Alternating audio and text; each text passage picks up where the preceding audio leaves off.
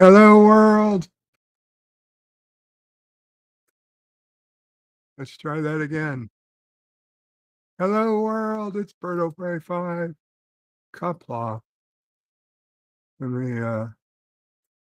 me adjust the volume. We appear to be coming in a little low. A little low. Device properties. Volume 100. There we go. There we go. Hello, world. It's Birdo Prey 5. Cuplaw. Unexpected morning bird stream. It is May 9th, 2024. It was 15 years ago today. I ended up in the hospital. That changed my life forever. Changed the course of Mamo praise, Sisso praise, the whole fucking family. God knows how many other people it's been affected. I'd like to think negatively, but the reality is some people were positively affected by what happened 15 years ago. This wasn't negative for everyone. Some doctors found true love meeting over my case. Maybe. Who knows? We don't know how long it lasted, but I'd like to think that there's families, happy families, that exist only because of my misery that many years ago. Oh, man. It's been a long road getting from there to here. And I'm gonna tell you, it's been a long few months. You guys know, you can see it in me. And the strength I used to have a couple of years ago, it's not there anymore. I see it when I look at my own videos from even a year ago, 2 years ago, 3 years ago. I was so much stronger. I like to blame it on Star Trek. I really it, it was the whatever it was that's hit me recently. It started under that last season of Strange New Worlds. That episode where they killed Captain Kirk. I lost something that day, and I never got it back. Not yet. Your mind. My mind, Mama Price says. Probably.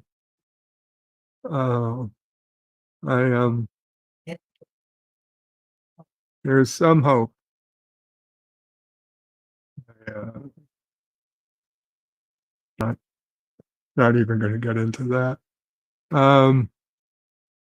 Because that's just when you think there's hope, it's all yeah, it becomes false hope, and it ruins what was already a shitty day. Anyway, guys, I needed to talk. I needed to talk. I didn't realize yesterday how close I was to the anniversary of whatever the hell this is. The last time I stood, last time I walked, last time I drove.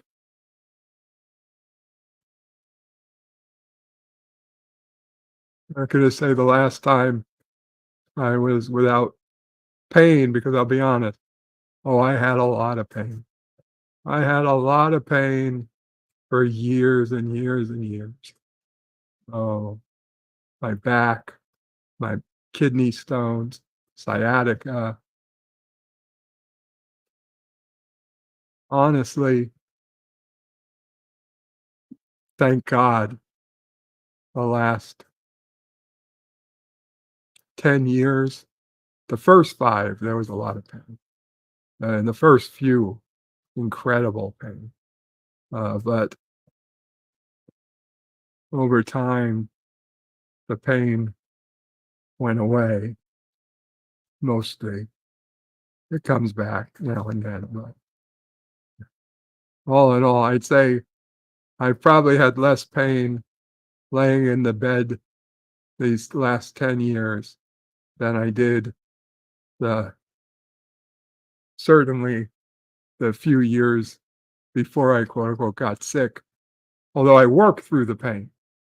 I mean, I walked, and I don't know how I did it, but I managed to get up despite the pain and go to the bathroom, take showers. I might have called in sick, not gone to work a couple of days because the pain was too much. But I mean, it's not like I shit myself or anything. I managed to do what I had to do. But now I'm laying here and I worry for what the future is going to bring, because I know I'm not as strong as I used to be.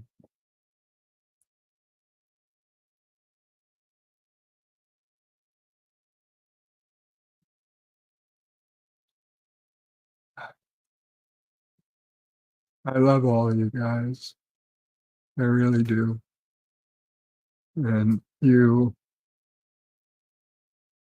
the community is very, very grateful, very generous to me. And you guys are wonderful people.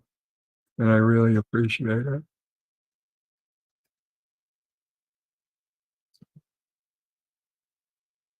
Wanted to say that. Hakeem, first up this morning. Good morning, Hakeem. Says good morning, bird. The king says good morning, bird of prey 5. Kapla, the king. Mountains of Elysium. Oh man, it feels like forever. Says greetings, bird of prey, mom of prey, sis o prey, a ball buster, nephew o prey, and fellow nerds. Welcome, mountains. Professor Brainy Specs. Kapla, professor. Says, and I was just about to take my shower. Well, don't let me hold you up. You want to stay clean. Kapla, professor. Mountains of Elysium says, finally caught a live stream. Have to work.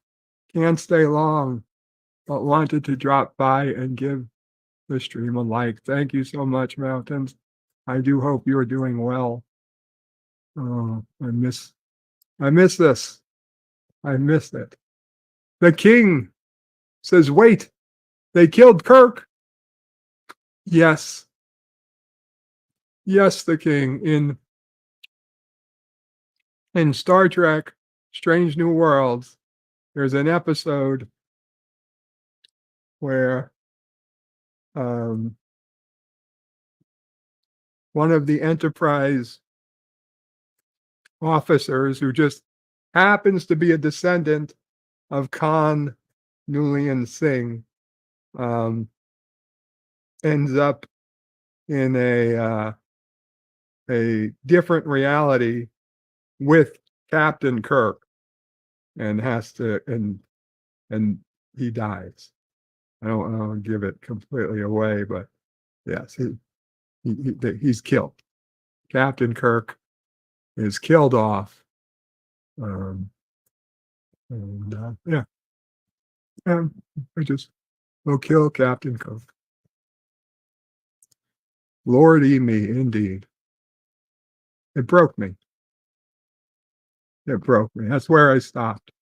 I stopped doing Strange New Worlds reviews.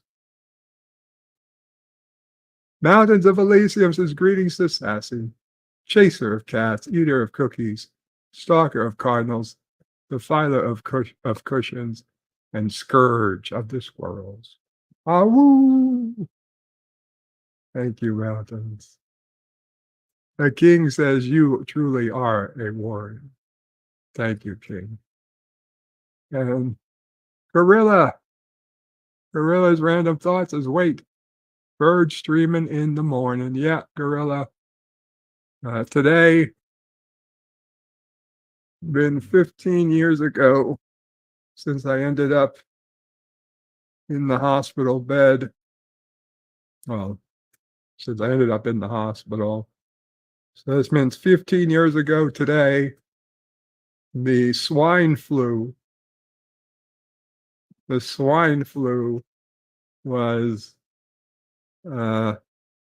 rampaging through our hospitals. It literally was turning hospitals even worse than you can imagine. Great American New York area hospitals aren't all that great to begin with. And when the swine flu hit, oh my God, it was even worse. Like there are literally people always compare our hospitals to third world hospitals, like the third world doesn't really have hospitals. But if they did, that's what they would be like. Yeah,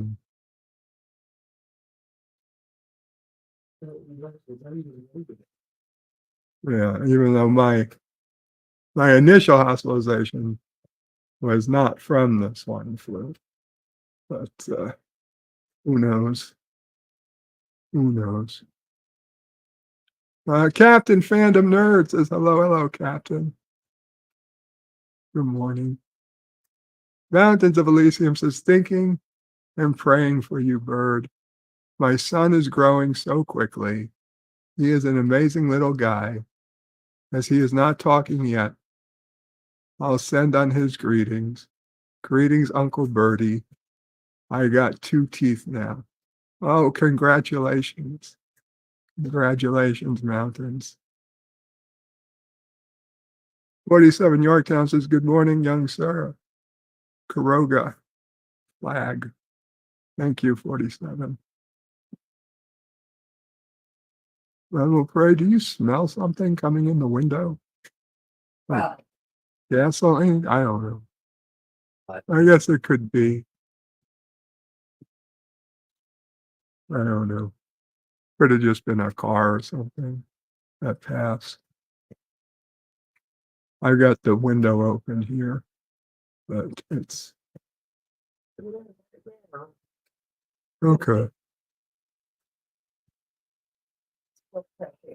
Yeah, it's called fresh air, says I'm afraid.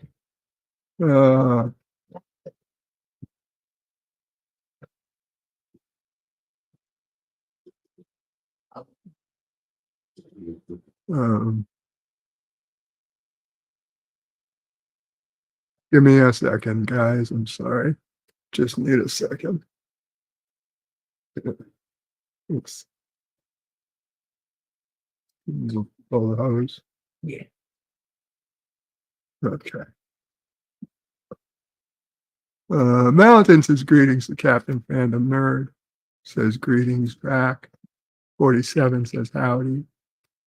Okay, well, everybody's saying hello to each other. So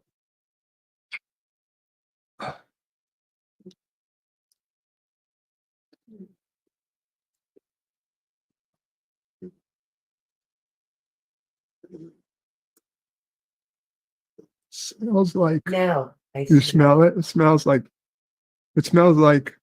oil. WD-40 or something. Yeah. Sometimes I think, okay, I'm gonna. Oh. It's not from us. Okay. I think next door's doing something.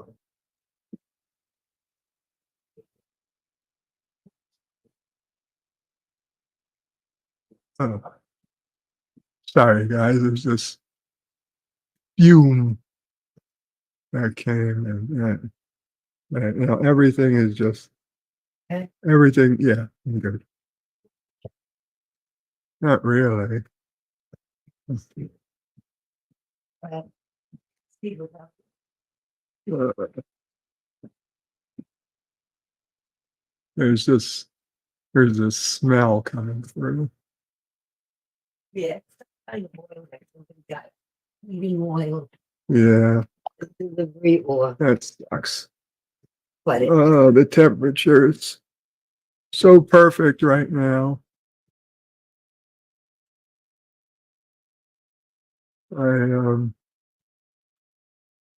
I'm afraid. I'm scared. I'm scared, guys. That's why I'm up here. I think I'll give the link. Anyone's interested in coming up and talking or whatever, I guess. If not, you can just listen to me vent. That's fine. I vent. bounce. Okay. As long as it's outside, Yeah. it'll pass eventually.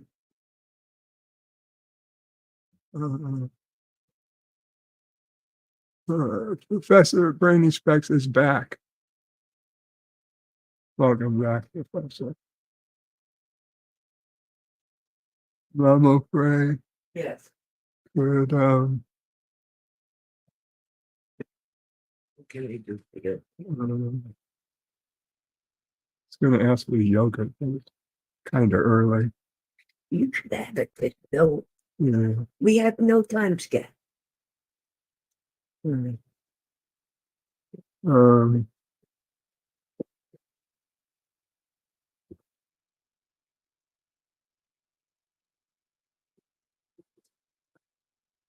no, I'll take my.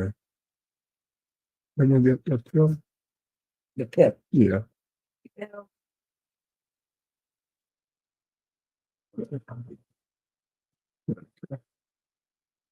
Professor's getting ready for work. I get it, Professor. I understand. Uh, anything. Mama Bray says thank you to you, Professor. I know you guys, you and Yosef, have your Wordle discussions. It is a highlight, I think, of Mama Bray's mornings. Hmm? You're looking for the pill.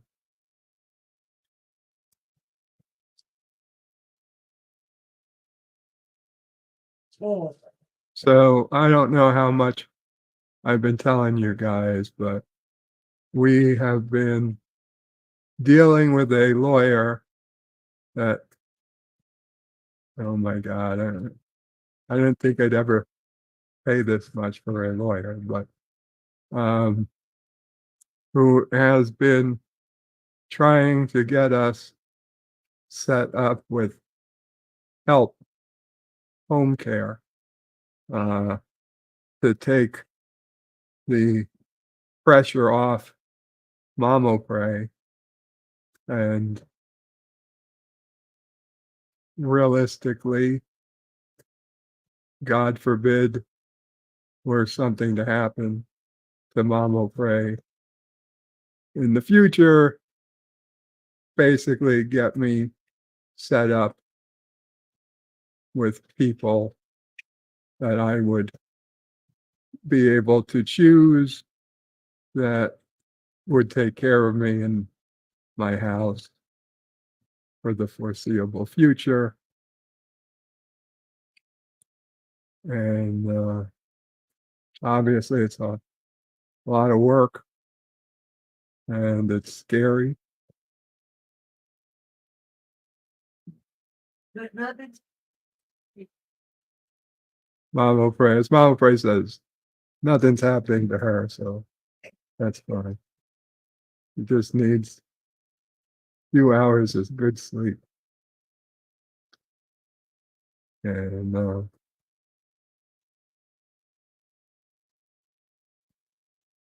anyway, we're yesterday spent well, not so much yesterday, Monday, was it Monday? Spent hours doing phone call interviews and assessments. I was assessed on Monday, 2.5 hours, and Tuesday, another assessment, and we're waiting to see what they say.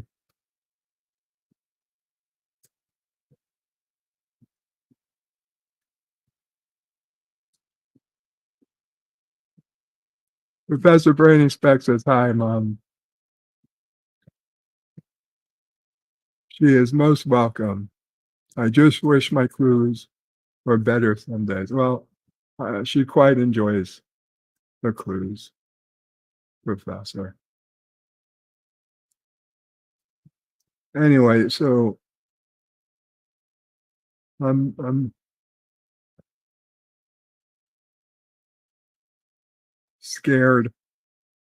I'm scared. Honestly, I don't know. And Mama prays outside. I don't know how much life I have left in me. I feel weaker than I have in a long time. A lot of it is anxiety. I know today is a really tough day. The anniversary. I just want to get through it. There's a few days a year, like I always I want to get through. Today is one of them. Then there's Mama Pray's birthday, December.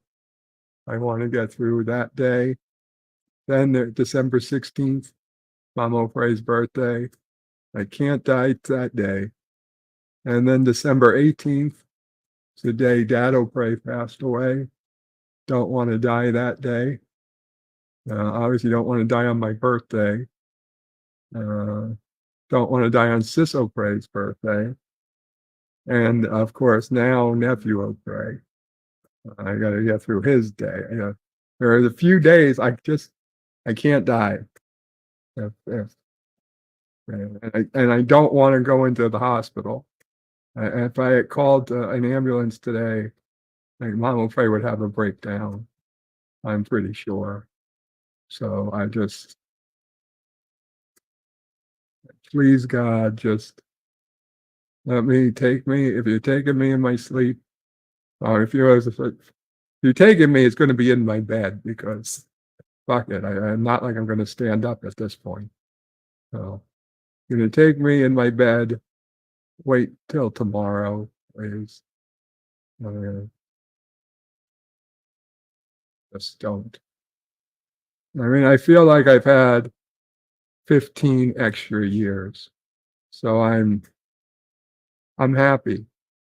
I'm happy with that. I could have died. I could have died. Maybe I should have died.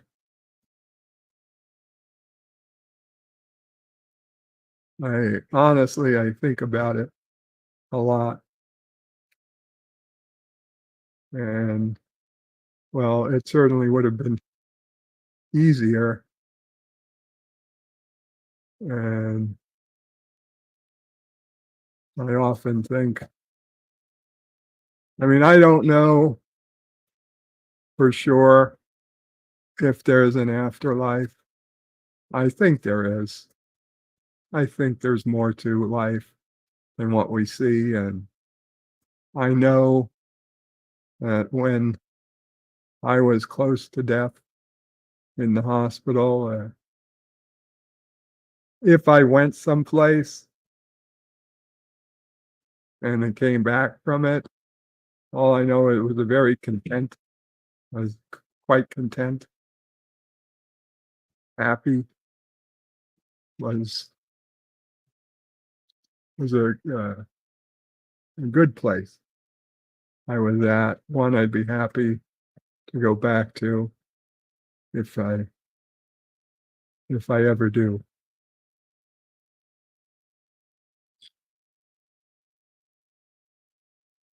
Anyway, let me take my pill.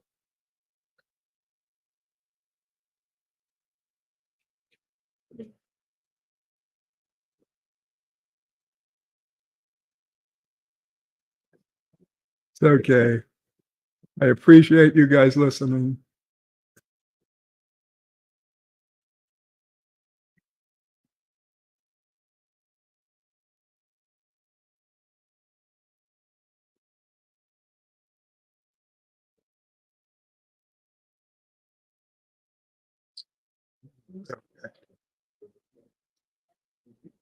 Ugh. Check. Yes. We're still streaming. And we got what, 10 people? 10 people watching. Professor Brainy Specs says, I know these past years have been really tough on you and your family. At the same time, you have brought joy to many, many people on YouTube. I know my life is richer for knowing you and Bob Oakley. Thank you so much, Professor Brainy Specs. I do appreciate that, and I am happy that I've made people happy on YouTube. I really am. Professor says thank you. The King says amen to that. Mike Richards, oh my God, Mike Richards says, hang in there, bird. Mike Richards, you too, man. You too. Mike Richards is his own. Mike Richards has been an inspiration to me. He has his own health and life issues. Mike Richards, I want you to know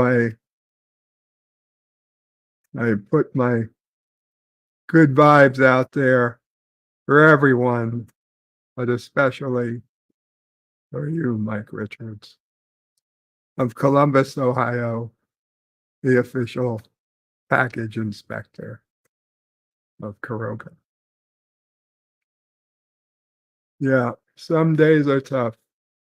Some days are tough, and this is one of those tough days.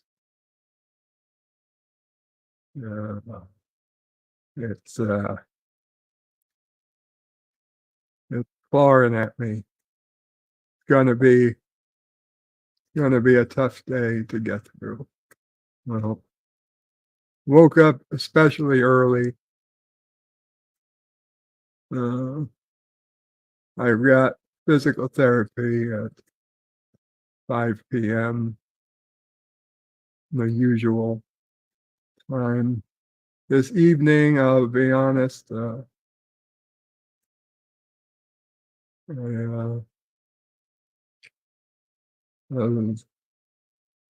gonna be. I got to find something to do to to count the time. I could work on I'm still a week behind on my discovery reviews.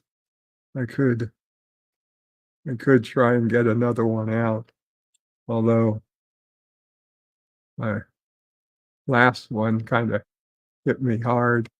It's such a terrible episode. I don't know if I could do a second one back to back. Oh my God, it's Thursday. That means there's another Discovery episode ready to watch right now. I haven't watched it yet. Uh, uh, oh my God. I forgot that there was another one. There's another one. Professor Freddy's Books was last week's was horrible. It was. It was so bad. Carlo Albanese says hi. Hope everyone is as well as can be. Applaud Carlo Albanese. Another wonderful person. The king says don't pressure yourself too much. Mike Richards says find a sexy therapist. I need to, Mike Richards. You know what? I've got the opportunity. My therapist, my current therapist, told me he's leaving, that the next appointment would be our last. And I think I'm going to tell him, or not him particularly, but the organization that found him for me, that this time I want a hot chick. I don't know if they'll. It's virtual, but at least I get to see her on camera. An attractive woman on camera, better than some old dude.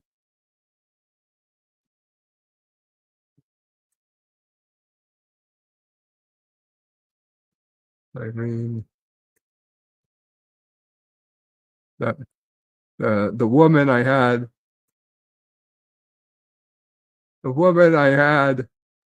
before this guy, she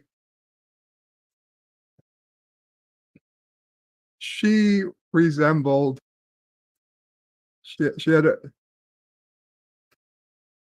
okay, she had a noticeable resemblance to season 2 Tilly. She was cute. She was cute. She was a little puffy, red hair.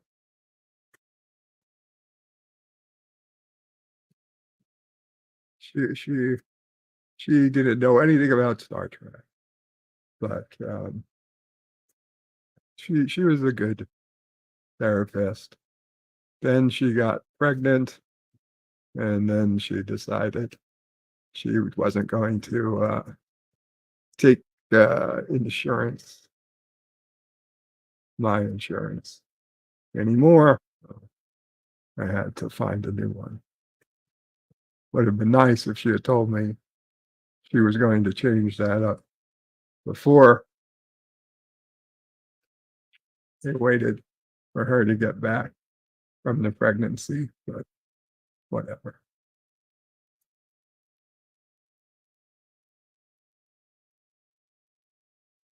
Professor says this week's episode is okay. Okay, well then maybe I can watch it. Carlos is a female AI. Probably something that can be replaced with AI soon enough. JP's says, did you creep her out, Bird? I don't think so.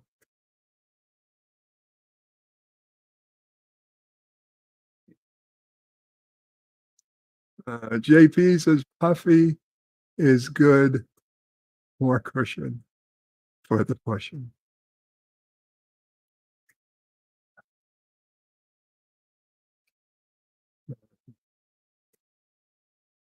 She was really nice.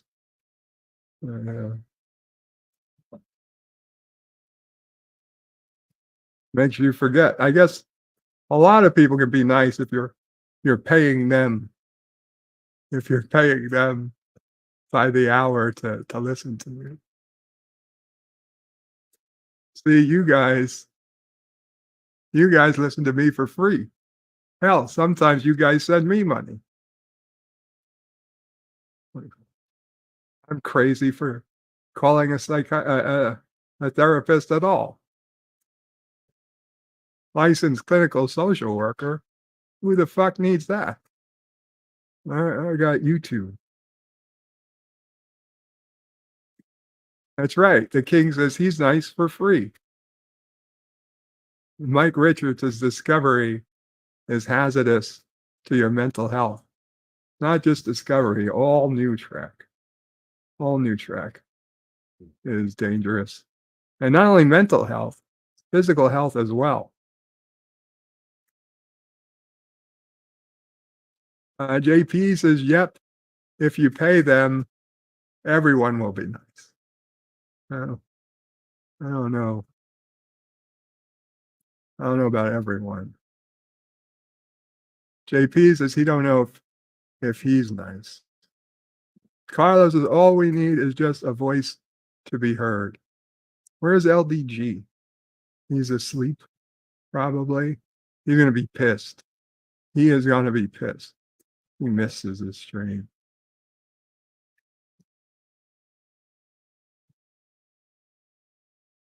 Well, he did a stream that he deleted. I don't know if it was last night or the night before. Carlos says all we need is just a voice to be heard. What? About Star Trek? JP says the jury is still out on that. The king says old track is doctor recommended for good health. Yeah, and you know, a lot of people, a lot of people have been talking about Star Trek Continues as of late, even though it's not new. Star Trek Continues several years old, I believe. Many, I think, back when CBS and 2017 or so, right before Discovery, I believe Star Trek Continues was being created, and I'm not sure. I think it's about that time. Anyway, like even a random guy I talked through Governor of Poker, which is the poker game I play. He recognized my General Chang avatar and realized I was a Trekkie and he was a Trekkie. And we talked about a few things.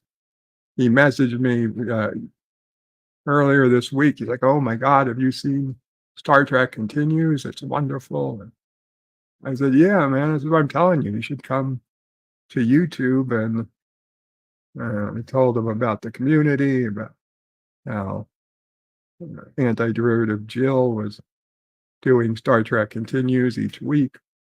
And I had seen it too recently. And he was like, "Oh, yeah." I gave him Birdo Prey 5. I said, "Just come check us out, whatever." I don't know if he's here.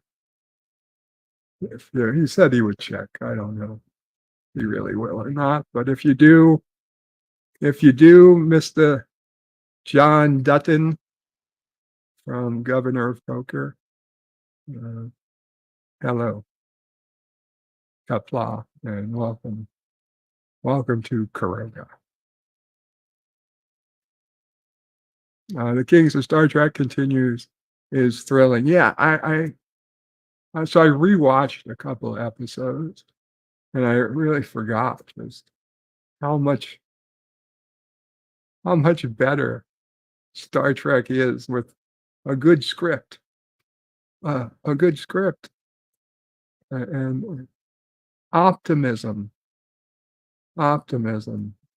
And hear me, probably the last person to be talking like an optimist, but at least I could watch it and I'd be happy for that, the time I'm watching it.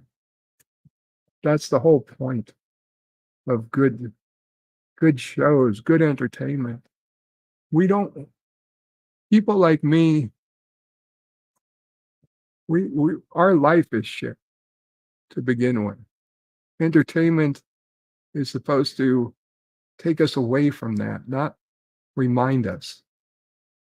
Okay, somewhere somebody decided that people were too happy and we need to use Hollywood and all these special effects,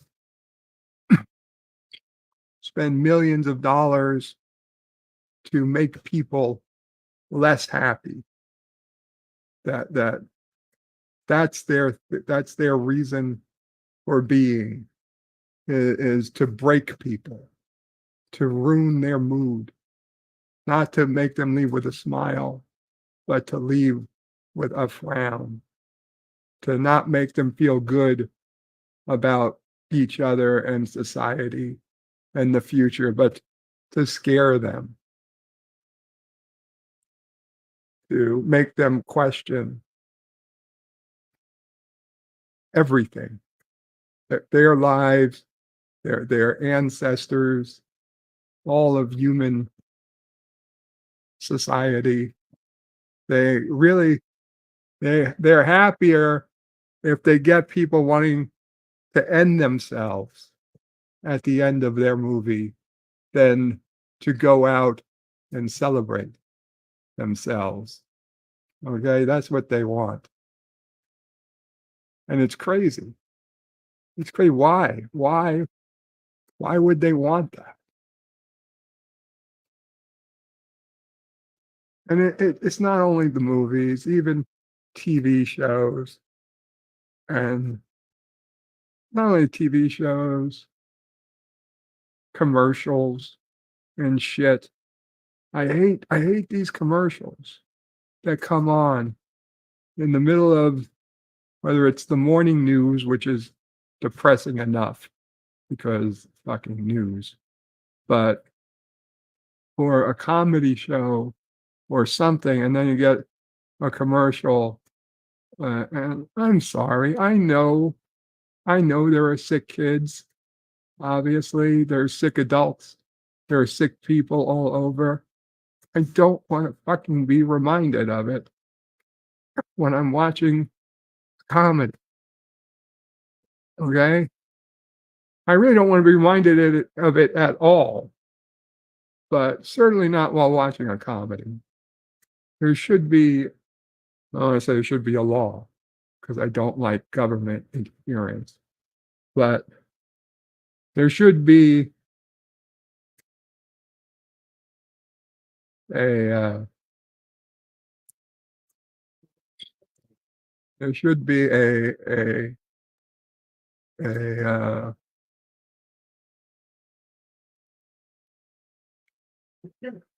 not a filter, an understanding. There should be an agreement among the networks that during certain types of shows, you don't show certain types of advertising. And that includes PSAs.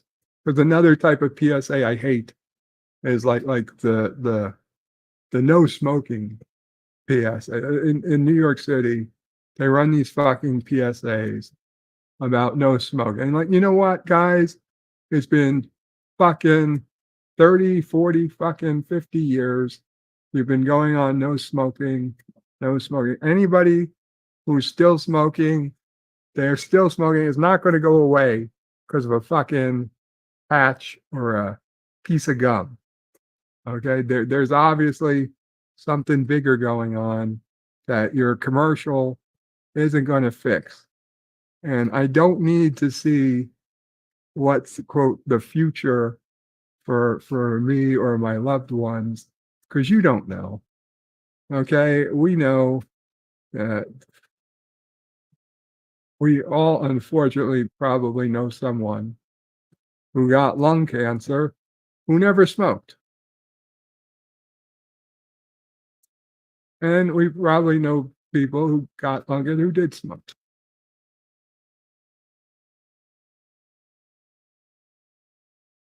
I don't need to be reminded of it. And most certainly for the people who didn't smoke, I it's cruel. It's cruel to you make people think, "Oh, they deserved it. They deserved it. They were smokers. They deserved to die." Ah, what the fuck is wrong with you?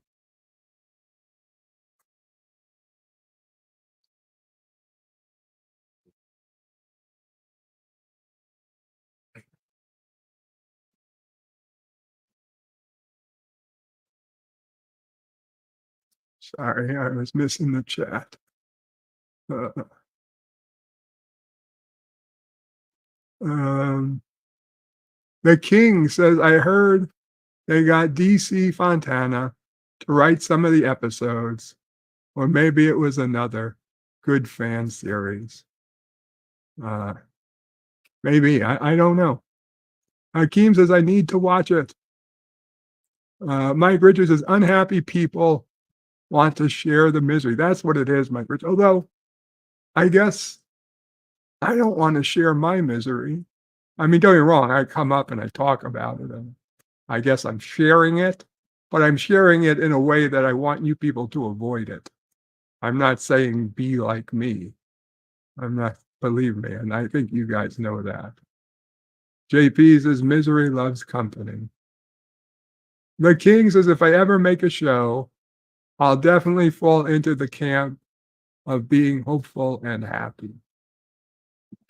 That's good. Dad Man Walking 55 says, good morning, Dad Man Walking. Everything I always wanted to be. A dad, a man, and walking.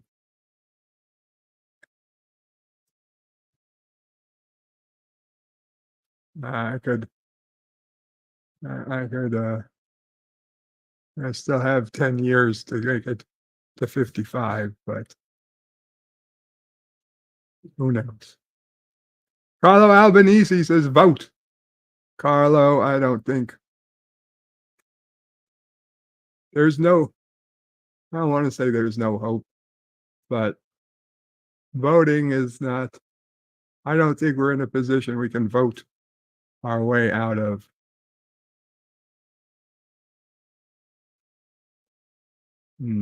I mean, realistically,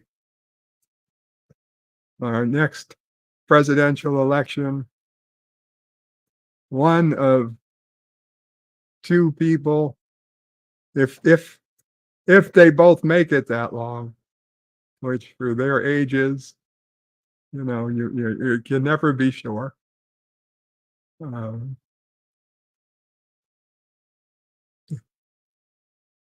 there's no great. I wish there was a good outcome. Believe me, I really do. But either way, half the country is going to be devastated. Either way, half the country is going to be devastated by the outcome of the next election. And they're going to be devastated to the point that they don't believe the outcome of the election will be true. And I'm afraid says that's why I need to run. Maybe. But I mean, it's already too late. It's already too late. No matter who wins the next election, we're already effed. There's going to be riots in the streets.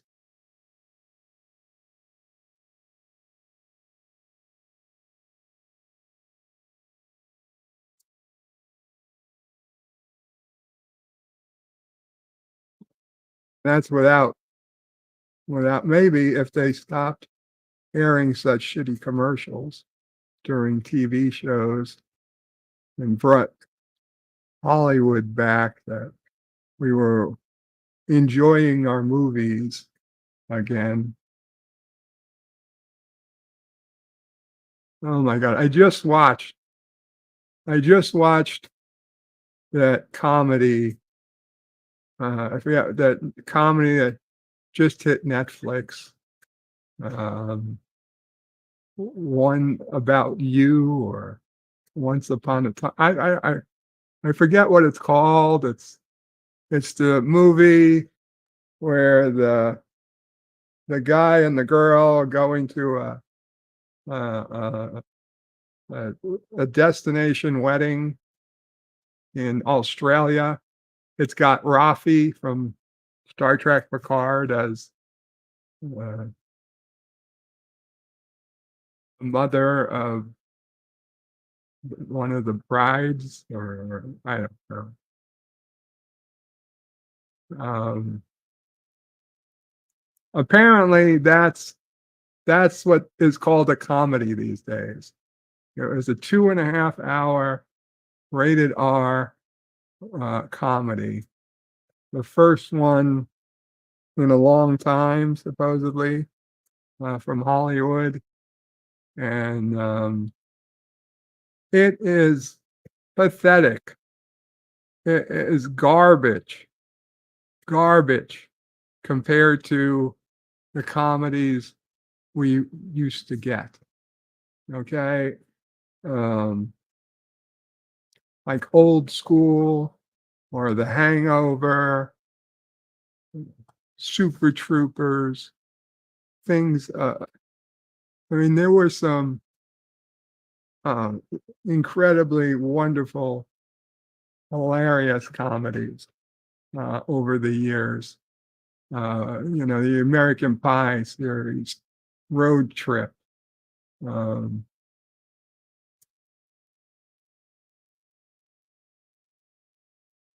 Old School. And the like. And then we got this shit. And it's like, how did we get here? And JP's. Welcome, JP's. Hello. Hey, how you doing? Good so far. Good. Oh, you said an unwritten rule. Yes, that's one of those. There should be an unwritten rule. Yeah, but unfortunately, they don't care where the money comes from. As long as the networks receive their money for the ad, they'll put it anywhere. Mike Richards says commercials are evil. Barlow says Taco Bell won the franchise. Yes. Yes. Demolition Man. Everywhere you go is a Taco Bell. Dad Man Walking says, hope you're doing okay today. Thank you, Dad Man.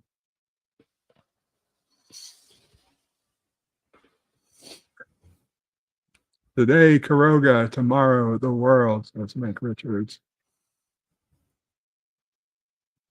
Carlo Albanese says, the picture of a healthy young lung and the lung of a 70-year-old smoker. Yeah, that one. Hakeem says hello to Dad Man. Carlos says, don't be kind and caring, but I think more people should be like that. Yes, no, I definitely think you should be kind and caring.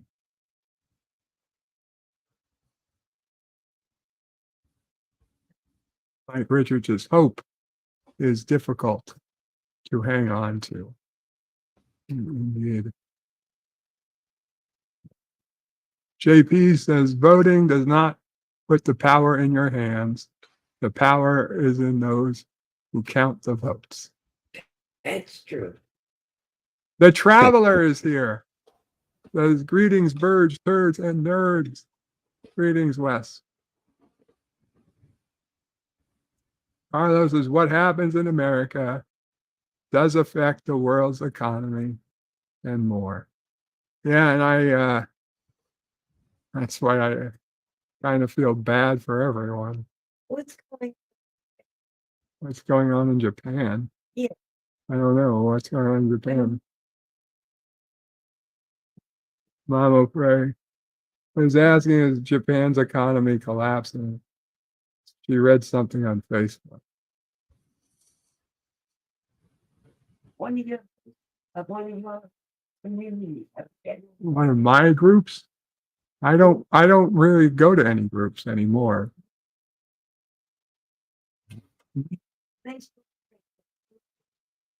Instant Ricky? I don't know what group he's in. The Travelers is why are you up so early? What is we're talking about? The Traveler. It was 15 years ago today, May 9th, 2009, that I went into the hospital and I stood for the last time.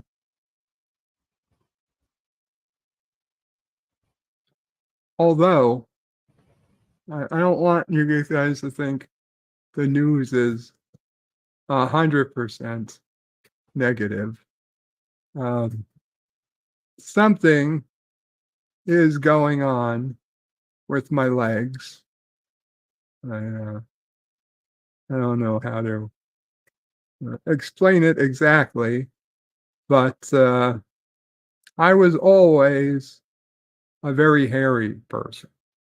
Okay, I mean, I had hair coming out of all, like, my arms, my legs, my back, my chest, You could comb all your the way down to my back feet. hair over your head. I had hair on the knuckles of my feet, my toes, toe knuckles, hair. I mean, it was hair. I get you, Bert. Sasquatch. Exactly. And after I got sick and I ended up in the bed, and by the time I woke up, a year had gone by, a lot of the hair, the body hair, had gone, especially going down the legs. The hair was just had fallen out. My legs were just naked. I mean, I don't know how else to explain. Just skin, very little hair. But in the past few weeks, I noticed the hair started growing in thicker again down my legs, and I've gotten more sensation in the legs than I had before. That's cool. Especially where the hair is. So it's like, wow. I wonder if I'm not weaker because I don't know if my circulation is improving again, that it's getting down into the legs more, or if I'm feeling weird because I'm processing more sensory information again, or what, or maybe I'm just crazy. I'm begging for something to make sense, but yeah, it feels weird. I don't know how to explain it. So, Travis, that's what we're talking about, was 15 years ago today that I was in the hospital. Bird, silly question. Yeah. Did you ever contemplate the Neuralink program? No, I never contemplated it. No? I hate technology. I don't trust technology. That's the thing, JP. Okay. I'm an electrical engineer by trade, Yeah. And I do not trust technology. I don't even like my power wheelchair. I just don't fucking trust Too many. it. You've seen too many instances where things can go. Whatever can go wrong will. Exactly. Exactly. Whatever can go wrong will go wrong. And And that's the right kind of attitude to have when you're an electrical engineer, though. I just, it's way too easy for a little something to go wrong. And like, holy shit. I you people that they try to give people, um, I don't want, like, I don't want to ruin people's thoughts or lives or make them harder to think in an emergency or something, but like, like, like people who need to have a defibrillator implanted in their body, and make sure if you ever get one, ask them, how do you turn it off in an emergency? There are ones that'll have some type of emergency turn off, but there are ones that don't. And there are like people who get it implanted, and then the defibrillator starts to screw up and starts zapping you even when you're fine. And it's very painful and it's deadly, and there's no way to turn it off. And they can bring you in for surgery, but it's going to be hours before you're going to be in surgery. And God knows what's happening to you before that happens. Like I've heard of people with this happened to, and they don't tell you about it when they tell you, oh, yeah, they're gonna, Check the recalls yeah, on all the implanted medical devices. yeah, a lot of recalls on implanted medical devices. Like, well, you're fucked. You're fucked now. The traveler says, I'm so tired. I just want to go to sleep. Then go to sleep, traveler. Go to sleep. I hope I go to sleep later. I got up early thinking maybe I can get some more sleep in before the day is over. Uh, yes, I'm okay. Do you know what else today is? What else is there? 15 years ago today 15 years ago today. is the last day I worked. No, I worked 15 years that ago. day. It's the last day Mama Frey worked. She was working at JetBlue. She was the supervisor for Newark And I worked the Airport. early shift. She worked the early shift, 3 a.m. to noon That day. that day. The And next she day was gave, Mother's Day. yeah, the next day was Mother's Day. So she wasn't going to. Right, I took the She day took off. the day off. I handed my keys to the person that was going to take my place. To be honest, Mother's Day, I was supposed to go Yeah, we see you. right. I Diana. was coming here Right. Diana was coming in. to surprise me. Oh, right. To surprise. She was in Orlando. Right. Sis O'Prey had been living in Florida at the time. So she was coming up to surprise Mom O'Prey. Wait, it's Mother's Day tomorrow? I was coming here. Mother's Day, not tomorrow. Okay. Well, this Sunday will be Mother's Day. Okay. In Freak me out. 2009. Now, in 2009, this was a Saturday. Yeah, in 2009, May 9th was a Saturday. May 10th was Sunday, was Mother's Day. My plans were to come here Sunday morning Right. to you, to this house. But I got a call from Daddy in the ambulance. Mm. I had just gotten home. He called and said, "You're in the ambulance taking you to the hospital."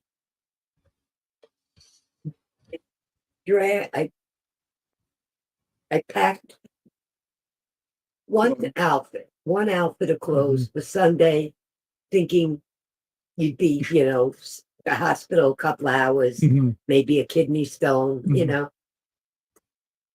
Never went back to work. Took months to go get more clothes. Yeah. Diana came up and didn't leave. Yeah. Then you brought your dog. Well, months late. Months mean- later. She came. She was working from home. Right, Diana was. Yeah. Yeah. So she still had her job, but I never set foot back at JetBlue. And I told the people there, next time I get to New Jersey, I promise I will visit. Well, And it's true. I've never been back to New Jersey. And unfortunately, 99.9% of the people I knew then are gone. Yeah. So There's nobody left to there's visit. nobody to.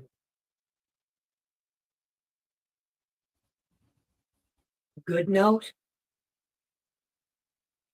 It's 15 years and you are here. That's what I'm celebrating.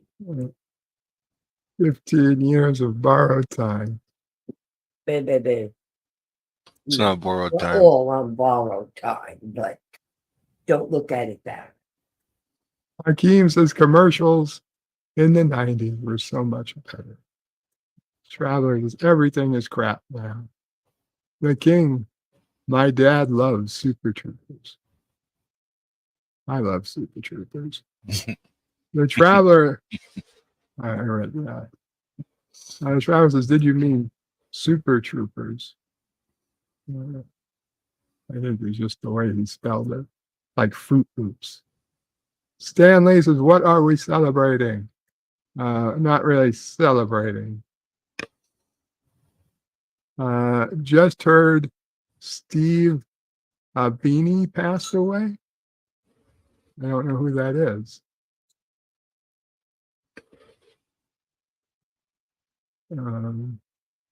The King says, now that's stylized like that. At least I remember. It's been years. Stanley says, oh, not a celebration. Sorry, no worries. The Traveler says, 15 years. Wow. We all wish your health. We all wish your health come back. Thank you, Traveler. Stanley says, at least it gave you time to focus on writing your great American novel. I always wanted to write. Now I don't think I could. Well, maybe I could just, talk and just recite it into a YouTube stream.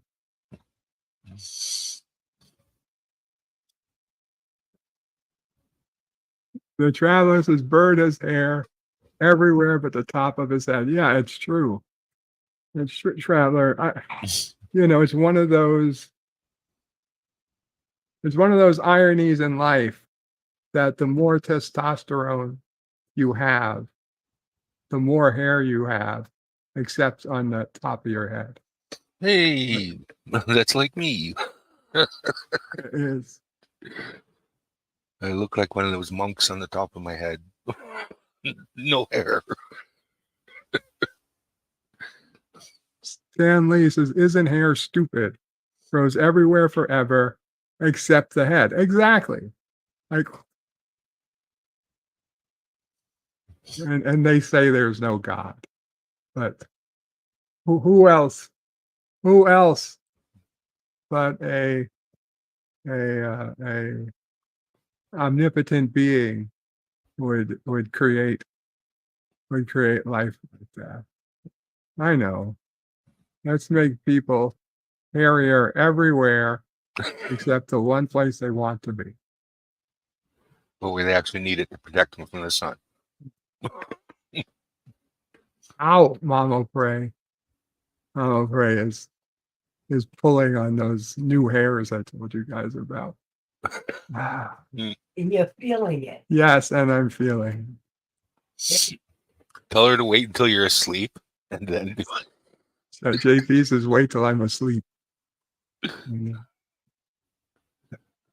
Then pull on him. Professor Brainy Specs says, Bird, I need to leave for work. Then leave, Professor, please. Don't be late. The library needs you. The library needs you.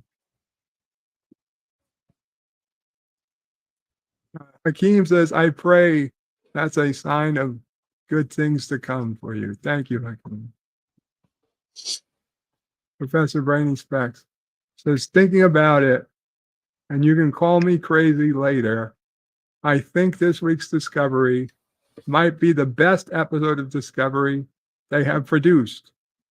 It wouldn't be difficult to do that, though, to be honest. Take care all. Wow, Professor. That is high praise. High praise from Professor Brainy Specs. Is this perhaps the best episode of Discovery ever created? Stanley says, at least Neuralink seems only to be collecting signals, not sending them yet. The King says, reminds me of transporters. If they become real, I'm making like McCoy and using a shuttlecraft. Yeah, I understand that. I don't think I would trust a transporter myself. I'd be very like Barkley. There's something in the matter. Okay.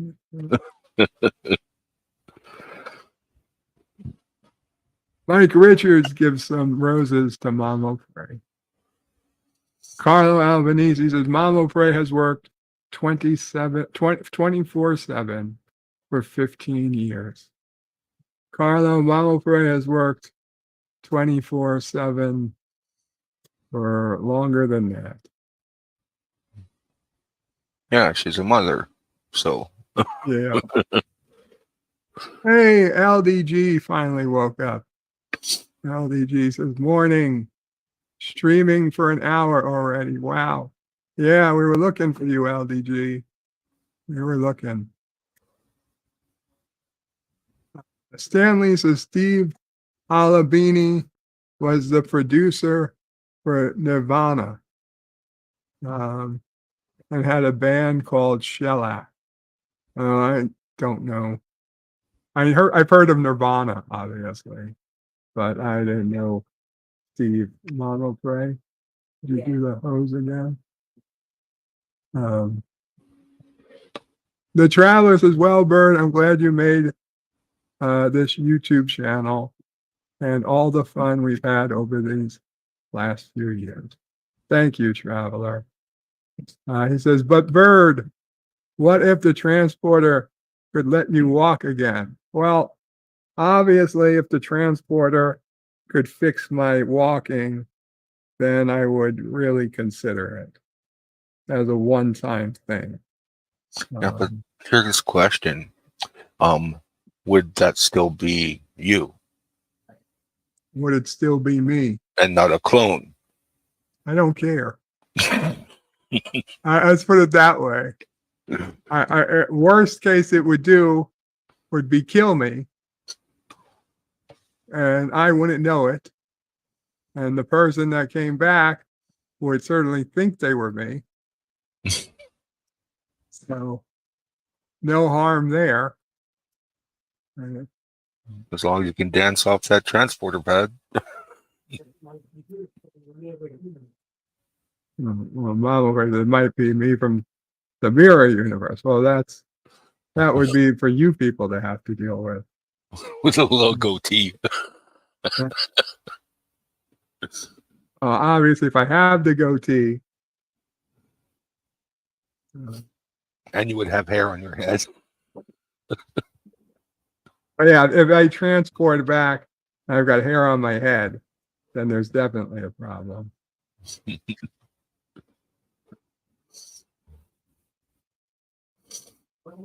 Carlos, it's time for work. Hugs to all. Big hugs to all. Hail Caroga. Hail Caroga.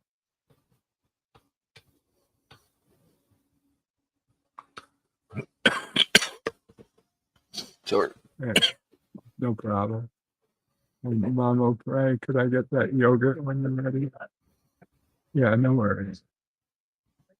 Could I get the yogurt when you're ready? The traveler says, evil bird that can walk and can kill us all. I often wonder, traveler, I wonder if, and I know this is just bullshit and this is just humans looking for answers to questions that can never be answered anyway. But I often wonder, was what happened to me the better of something else? Like, could something have been worse? Like, had this not happened to me, would I have, God forbid, been in a car accident where I would have ended up killing a child or something, and I would end up in a spiral that would end up in me taking my own life or something, and plus there'd be a really innocent kid dead because of something, like, who's to say? I'd been a good driver, but you only need one fuck up. You only need one fuck up to ruin, kill, I was driving a pretty big truck, an Infiniti QX56. It's, I mean, it's not a truck or SUV, but it's on the truck bed. It was a heavy vehicle.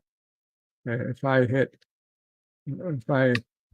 a car, I mean, the guy selling it, he's like, oh no, he's like, if you're in an accident with anybody, he's like, you're the one coming out on top.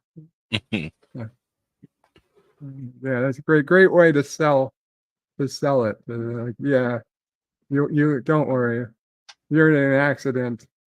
The other person is the one dealing with the deaths in the family, not you.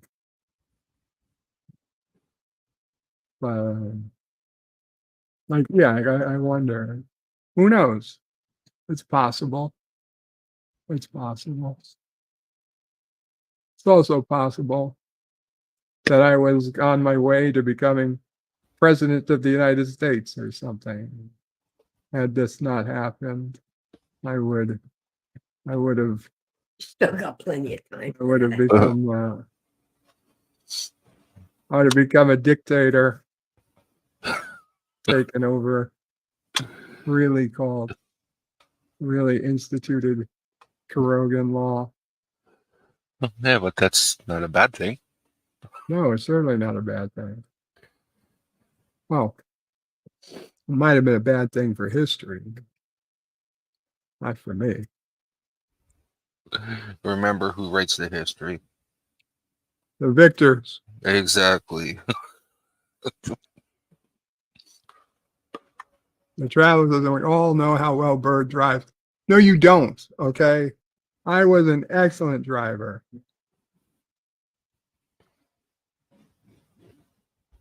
I was a damn good driver. Maybe this stuff is becoming high. Maybe it stopped me from becoming a pilot. Yeah. I don't know that I wanted to be a pilot. Well, I heard pirate. Arr. No, That would be funny. Bird is a pirate. I don't want to be a pirate. less than 3 hours. You're driving. No, he meant like driving skills.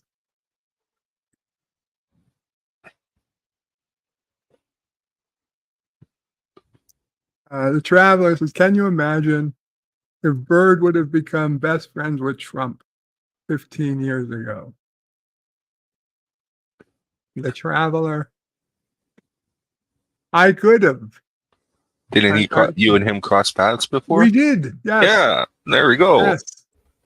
Yes. He And Pippins. Bill Clinton and Hillary Clinton. Aw. We're all. It was all the same fucking path. I know you hate to hear that, JP, but it was all the same path. We would go, Mr. Frank, my boss, would go to Donald Trump's golf course, and Donald Trump and Bill Clinton would be there and play golf. And then afterwards, they go to Epstein Island. Basically. No, Trump's handlers had a whole bunch of absolute nuts, and you couldn't show him naughty pictures. But my boss got around it. Oh, of course. Mike Richards says, Karoga. Antiderivative Jill says, you'd be a great leader. You already rock the fireside chats. Oh, thank you, Antiderivative Jill. And she says, what's the story behind Alama being one of your membership emojis? So, it's an alpaca, not a llama. But I know they're virtually the same animal. And there's something to do with the Australian and alpaca war. The alpaca is a little smaller than a llama. As to why, it was a random thing. Sissopray was one of my earlier bed lives, maybe 4 years ago. Oh, wow. Yeah, that's right. Much earlier. Okay. Charlie will be 4 next. Okay. So 5, 6 years ago, maybe I had, this is when I was still on camera pretty much all the time. I had my laptop. And the laptop, the back of the laptop, I started adding pictures to it, like sticky pictures, just so it was something interesting to see on camera. And so Sissopray decided that I needed a picture of an alpaca. And I guess I ordered one, or she ordered one, or one came for me somehow. And so I put an alpaca image on the laptop, and that was it. We started talking about alpacas.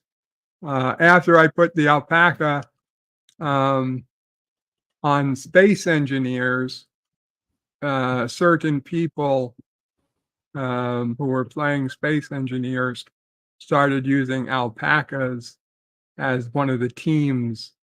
There was Karoga for me, there was Kurdistan for Anti-Tracker, and then this independent nation of alpacans started coming in the game for anybody who didn't want to be Karoga or Kurdistan. Cinnabon Bunny and T-Berg and some other people started using the alpaca names. And so that was it. We since then, alpaca has just been part of the lore. As far as I can tell, it was just Cisso Prey. Cisso Prey wanted an alpaca. She had gone down to South America a few times. She had been to Costa Rica and Peru, and she had some experience with alpacas or llamas or whatever. What'd you say, man? Yeah, she went to Machu Picchu, but she also went to Costa Rica. Hello, LDG. Welcome. Good morning. You're silent. We don't hear you. The Traveler says the llamas tried to take over Quiroga, but Bird went to war with the llamas.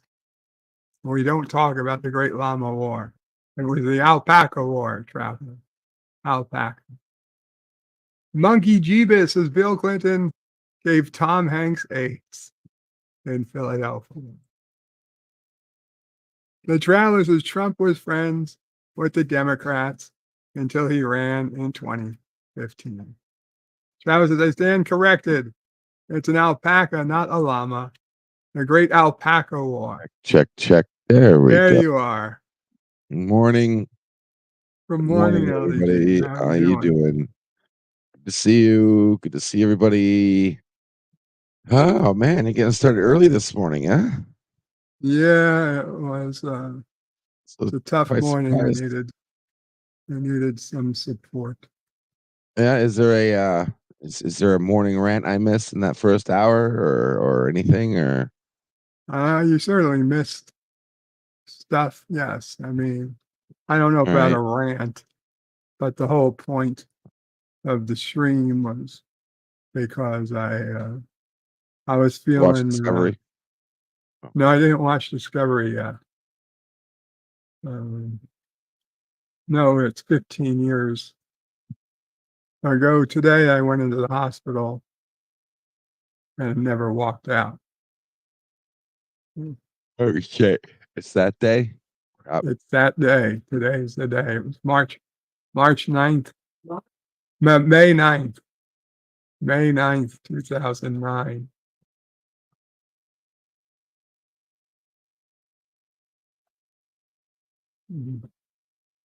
Yeah.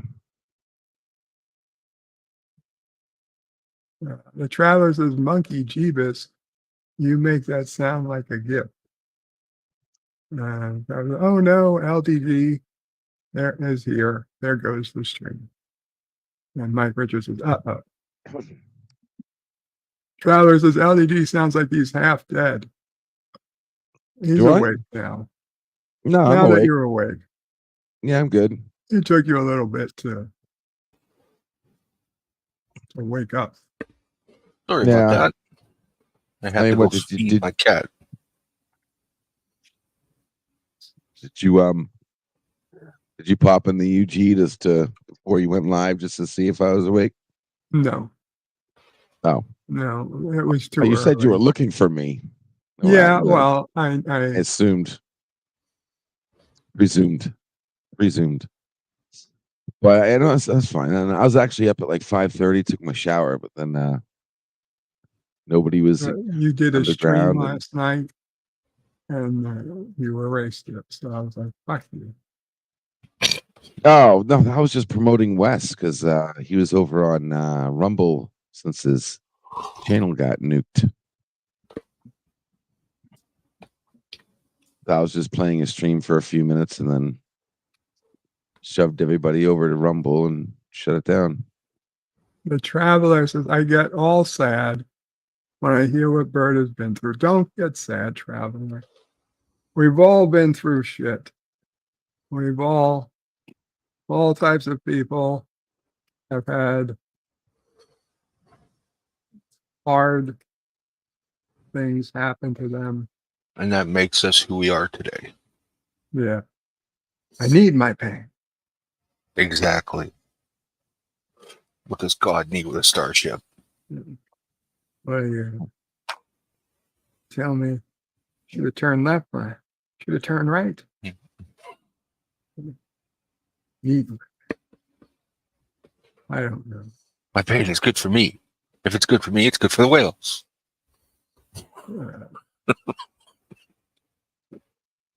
I don't know about that.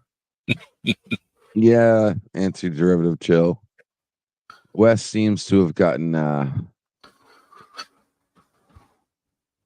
do I say it? Again, Not you- nuked, but yeah, does he have a channel or yeah. not? No, he did. He had a channel. Remember you in the underground when he was talking about it? Yeah. What he thinks happened. But yeah, no, that was like his third channel on YouTube. And When is did that that? enough?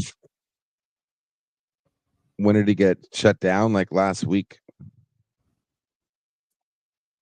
Oh, yeah, that's right. I'm So, just saying. No, She no, said no. again. I didn't know if it Yeah, no, happened. it's like his third channel. And this time YouTube didn't even give him any strikes or anything, just basically just completely shut him down. So now he's chilling on Rumble, doing it over there. I can pop his link in the channel and the chat just in case anybody who does follow Wes doesn't know yet. He did his regular whatever stream on Wednesday last night on Rumble.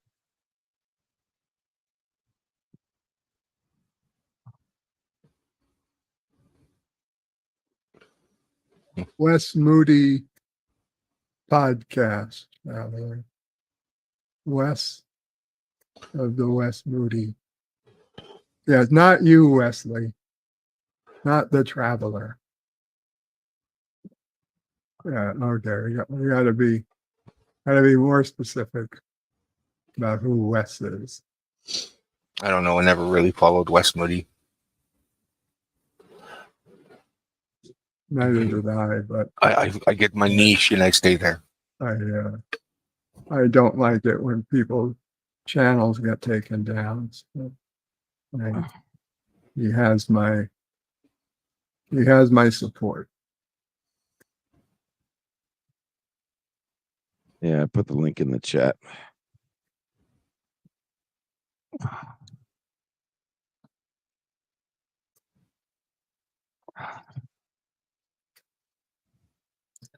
I'm wondering if YouTube probably is not going to like Rumble links in the not too distant future. It's good if he had a link to a third party site that had links to Rumble from it. That would probably be a more ideal link to put in the future. Like, Yeah, I that don't might know. sound nice, but nothing's stopping YouTube from checking that link with the links on that link to see where those links go But to. it is an extra step that makes it harder for Makes them.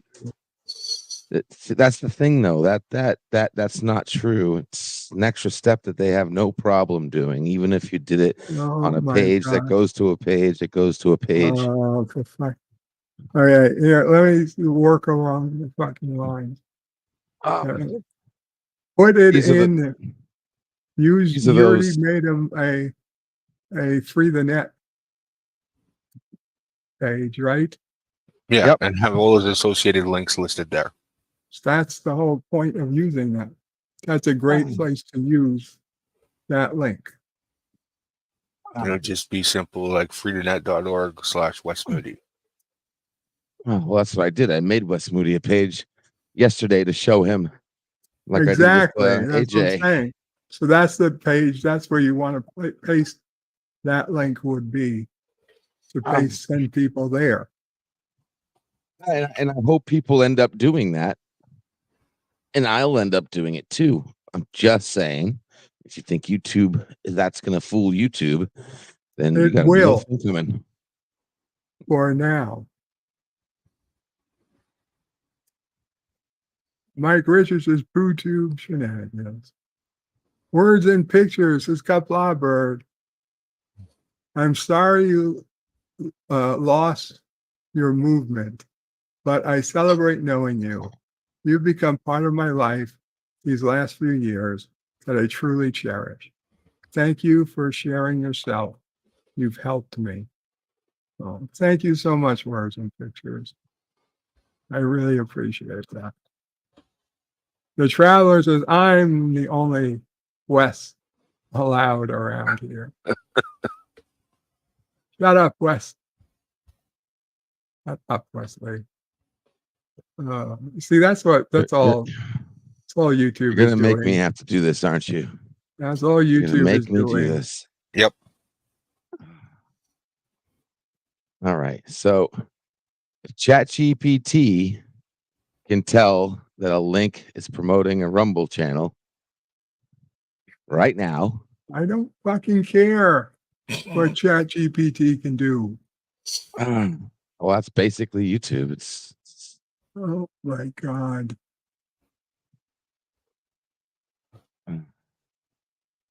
it's horrible, man. I don't know. You don't take this personally or anything, Bird. It's just got to remember how screwed we actually are. Underestimate the power of their algorithm. Sucks. I'm not. One, I'm trying to promote your free the net thing that you're doing. And Yes, thank you. two, Appreciate that. it would keep a direct link from a direct competitor out of the chat. Yeah. Like direct linking, I'm pretty sure they won't appreciate that. Yeah, I get what you're saying. Now, Bird. if you get a way around it, then fine.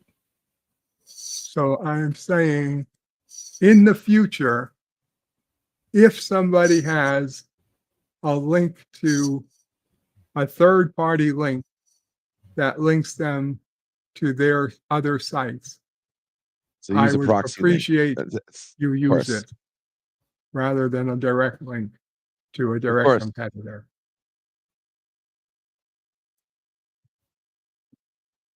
Yeah, I got that part, boss. Okay. Just telling you it doesn't matter. But I will do it.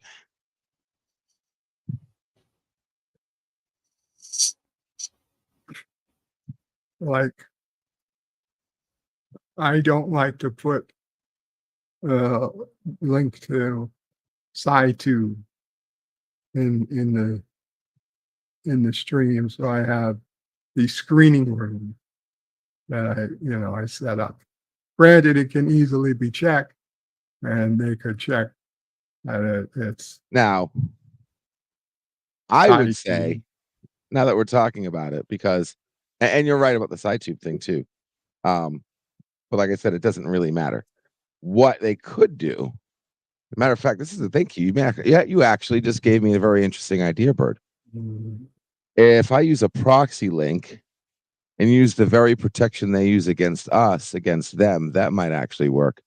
And put the proxy link behind a CAPTCHA, a single click CAPTCHA, not click the damn boat or click the stairs or click the motorcycle crap. Just 3.0 CAPTCHA where it's a single click. That might stop YouTube from bouncing off the proxy and finding out that you're still linking to a third party. That's a good idea. Well, I'm gonna except write that that down. then Google won't be able to, Google won't. Google won't what? Google's going to see whatever YouTube sees.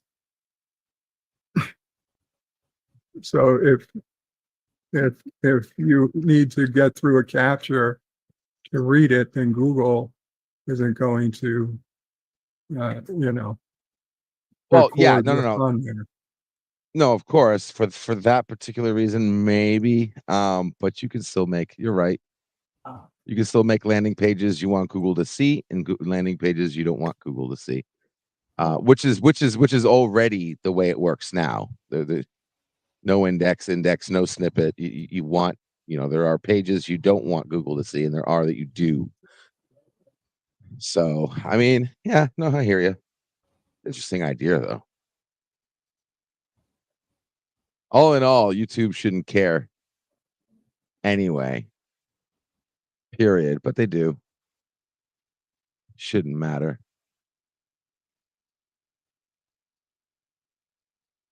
That's what happens when you let a platform call itself a platform when it's really a publisher.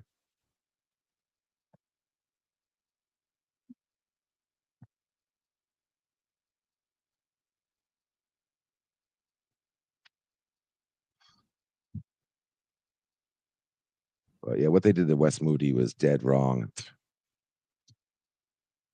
It really aggravated the hell out of me.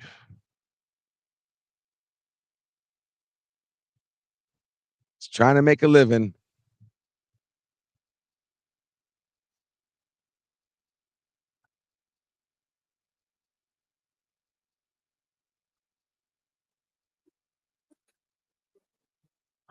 Oh, which by the way, he actually did pretty well last night. He got what, like 200 subscribers yesterday from yesterday's experiment. I don't think we should be talking about his experiments. Okay. Oh Lord. I mean, it's between you and fine. him. It's fine. It's fine. Well, it was between everybody who was there last night. Shit, we had a full almost a full room yesterday out of nowhere.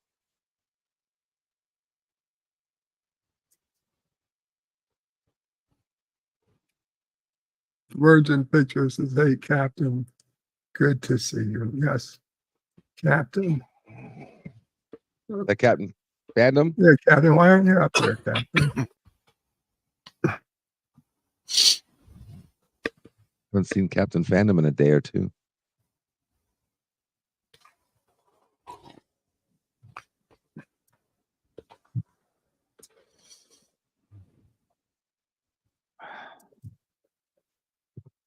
Oh, you got somebody. Good morning, Hey. Anti-Derivative Jill. Good morning. How you doing? Hello. Great. Good morning. Normally I just go back to sleep, but today feels different. Yeah, well, It feels like a Thursday. yeah, it feels different for me too. I didn't think it was going to be a big deal, but it feels like it's pulling at me. It's pulling me in. I told a random dude about your channel yesterday. A guy I play poker with on Governor of Poker. He messaged me out of the blue, and he knew I was a Star Trek fan because he saw my avatar. So we started talking, I don't know, 6 months ago maybe, and we would send one message every 2 or 3 weeks. And then yesterday he's like, "Oh, have you ever seen Star Trek Continues?" He saw it for the first time, and it was amazing. And I said, "Oh yeah," and like, because I talked about like YouTube community. And I said, "Yeah, one of the people, Anti-Derivative Jill, started doing Star Trek Continues reviews weekly. You should check it out." He said he would. I don't know if he'll show up. Oh, you really? That would be really great. And yeah, Sweet. my listeners basically decided for me to look at Continues, and I agreed. I'm enjoying it. It's amazing. It's got It's the so spirit of much- Star Trek all over it. The scripts are so much better. So much better. They're happy. So much care. Well, you can read the entire scripts right on Star Trek Continues. It even has the stage notes and the descriptions. It's awesome. I never got that much into it. I watched them the first time they came out, but I'm watching them again now. They're so much better. So much better than Discovery. Yeah, I think it came out Honestly. before Kurtzman Trek, and so Yeah, when it you was just retrospectively. before. I believe it was just, a little before. I'm not 100% sure. So when's you going to do another late night stream again? Oh, I never know when I do those. Those are just those happen on a whim. Gotcha. So, I know I have a show on Friday. I'm going to talk about a time travel movie. Ah, If I do a late night gaming stream, it's usually Sunday night. Calso Gaming. Yeah. I still got to get some clips from Voyager so people know what Calto is if they don't know.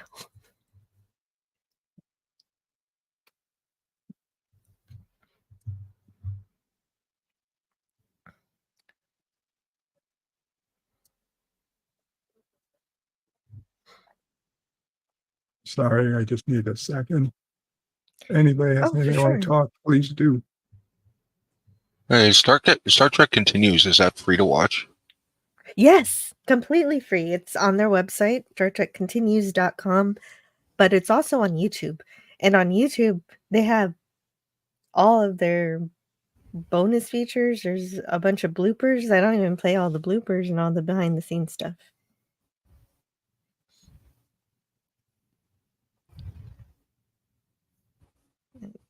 I should curate that and see what's good in there. Well, there's only 11 episodes right now. Yeah, there's only going to be 11. They're not going to make any more. That was Okay. that was a brilliance that occurred once, and I don't. But the beautiful thing about it is they built those gorgeous sets, and they never tore them down, and they still exist in Georgia. So anybody who has a fan film who are making them can use those sets. What I heard was that they had to stop making it because of the settlement with CBS. Yeah, the accent nonsense. After Axanar. Oh god. People blame Axanar, though.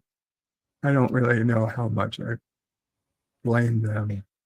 Seemed like CBS was kind of,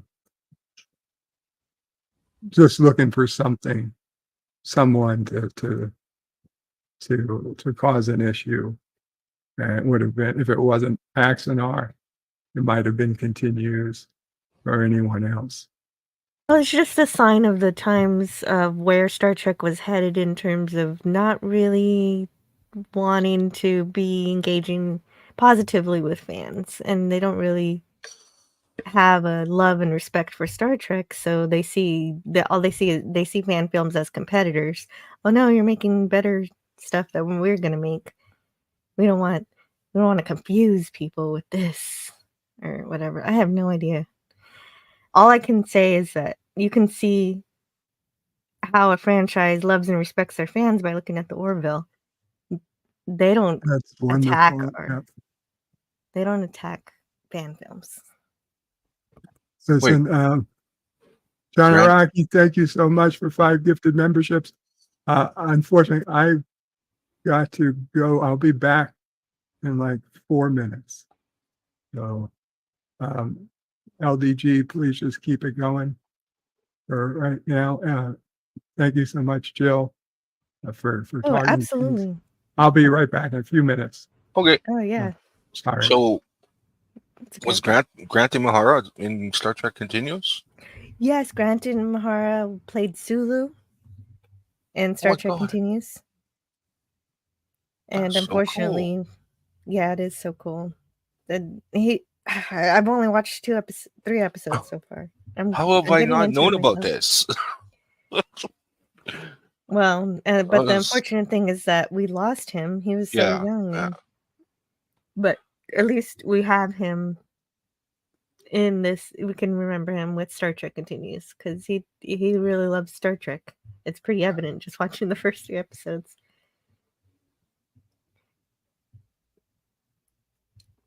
And And I loved him on the other show. Whatchamacallit? With Adam Savage. Mythbusters. Yes. Yeah, Mythbusters was so cool. I used to love watching that also. Great experiments. Well, they did the Captain Kirk arena Mythbuster episode Yeah. where they tested the cannon.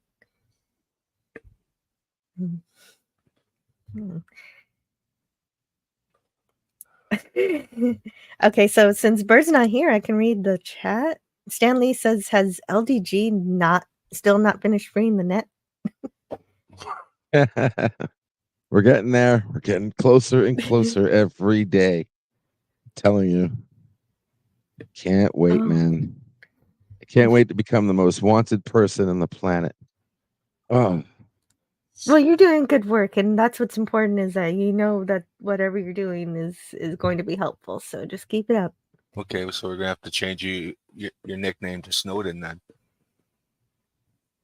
Oh no, is he Snowden? gonna have to go into hiding in Europe or what? Yeah. Maybe. We'll see.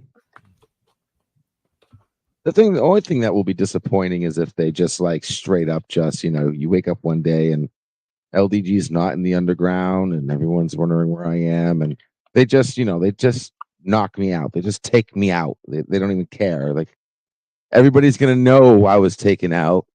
There's gonna be no, everyone's gonna be like, oh, know exactly what's going on, but nothing's gonna be said. I'm just gonna be swept under the rug. Or you disappear to Gitmo.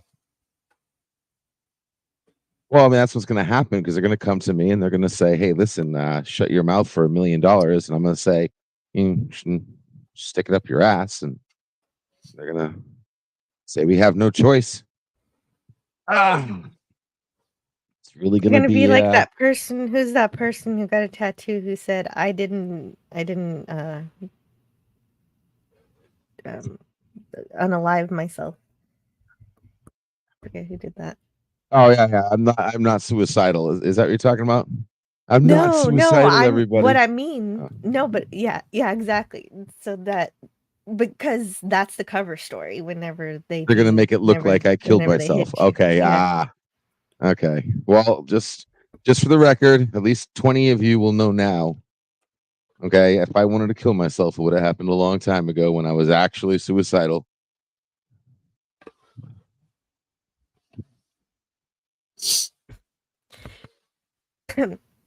Yeah. Or maybe actually you're going to bring people together and they'll like what you're doing. What have you ever thought about that? Like they won't want you to go and you'll Oh, just well, see, be the successful. funny thing is, it's like if you think about it this way, right? So trying to create a program that lets you have ownership over yourself finally and own your data and have your own privacy and have your free speech. That's the perfect thing you think politicians would want to have. Because now you can have your little secret back lives and nobody will ever find out about the stuff you do. Nope.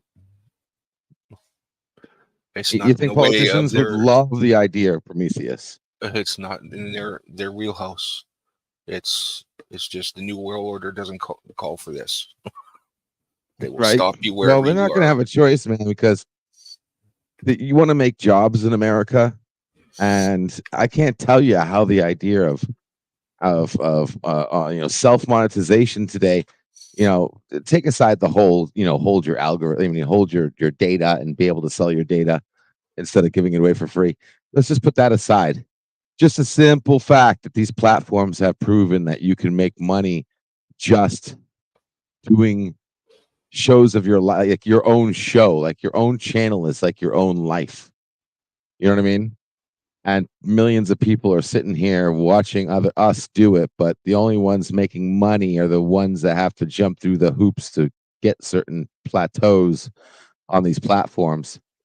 Imagine if you come out with a program where everybody can do that, and advertisers can pick who they want to advertise with, and anyone can be self-monetized. I hate to say the word YouTuber, but I guess it's the only word I can think of at the moment. That's Content what creator. it is. The more you work at it, And the more you can actually talk to the algorithm, and it actually talks back, and it doesn't really make sense, but at least it's saying something now. Hey, That's for me. thank you so much, guys, for talking and whatever. The Yeah, last or couple whatever. minutes. sorry, I we was had to spill listening. into a little bit of a. I had to Some spill of it. into a little bit of a Prometheus there. Sorry to Yeah, it's okay. fill that frog DNA. Sorry. No worry.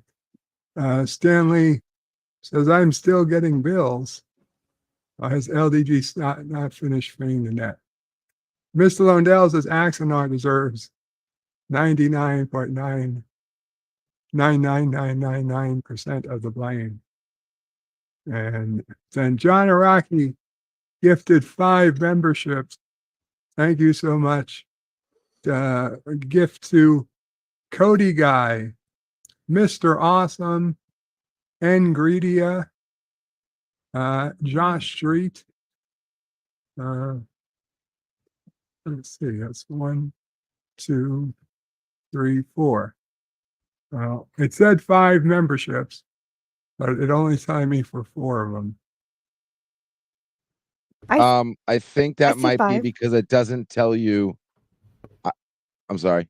I think it's because they don't show when you gift yourself anymore. Did you get a gift yourself there? Whoever that was, who was it? Solve Leibowitz? Who gifted? John Araki.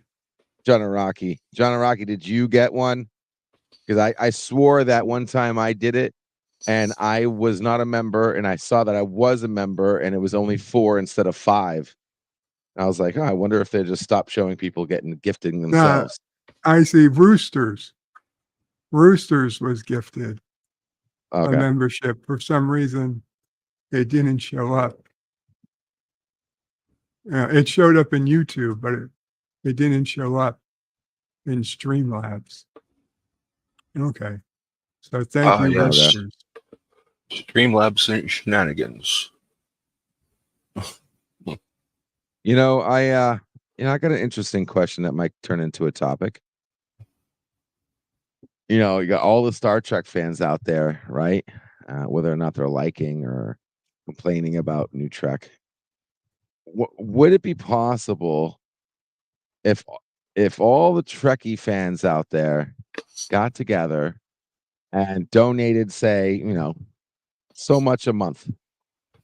Would it be possible after a certain amount of time to have raised enough money to buy Star Trek and just release it to the public domain? No. Really? Just flat out no? You don't think so? No, we're talking hundreds of millions of dollars. Yeah. It would never get. It would never get. You don't close. think there's hundreds of millions of us out there Willing to pay so much a month? No. I think that Sony's offering billions. even billions? I mean, so let's say there's 100 million Star Trek fans out there, and they all donate $2 a month.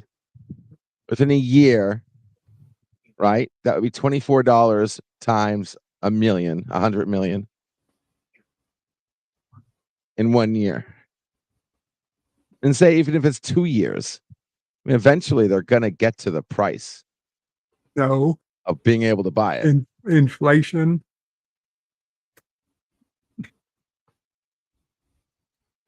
Well, it would have to be super duper hyper mega inflation. Well, Sony's offering 26 billion, so we got to raise 27. 27 billion. Someone do the math. All the world. It doesn't matter who owns it. They're not going to give up a money-making machine. Well, they're not Well, giving if it the up. people They're paying that Oh, for they're but it. I'm selling it. talking about Yeah. buying all of Paramount. We're just talking about buying Star Trek, so it's going to be less than Oh, okay. 27 billion. So I Huh. don't know how much Star Trek by itself costs. So that's probably just a few million. Well, you get all these people talk about, freeing Trek and getting better Trek. You think that somebody could be the Martin Luther King of Star Trek and free? Oh my God. What? Free at last, Oh free at Don't my last. ever say God. that. That's an incredible insult. Yeah. It's not an Besides, insult we to him. have He would it, want. it would be Yeah. the Great Bird of the Galaxy Jr. Putting it into the free public domain would ruin it.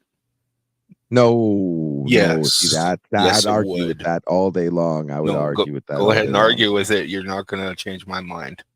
It's fine. You don't have to change your mind. I still Mhm. argue it though. I mean, there's other people's minds you got to change. I mean, public domain will free it, not hurt it. It will Well, I think the allow first people to mind make their own we stories. need And to change is Rod Roddenberry. Rod Roddenberry needs to see that this is all a mess.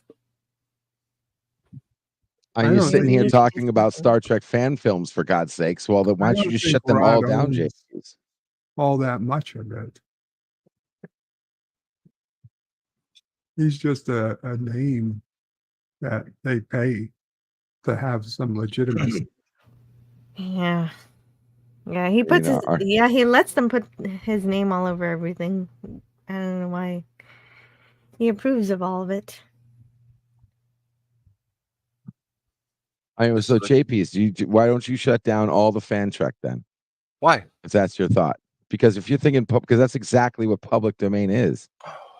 People making Star Trek. So you are against everyone. Is that what it is? Are you saying you're against all the fan Trek made out there?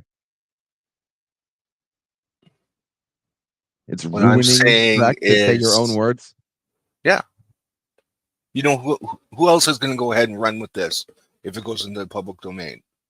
How many Everyone will. adult films will do and just completely destroy what Trek is worse than How it it will already destroy. is? How will it destroy? How is imagination and creativity going to destroy? I think Just, maybe he's talking about something similar that happened to Atari in terms of letting everybody make a game, and then it kind of, there were a ton of bad games, and it kind of crashed the market for games. just to break into. Answer Will Tyler. What happened 15 years ago? 15 years ago was when I went into the hospital, walked into the hospital, and never walked out. That was 15 years ago today. That's Thank why you, Will. I really enjoy your intro, because I like seeing you dance in that intro. Oh, yeah. Thank you. It was a good day.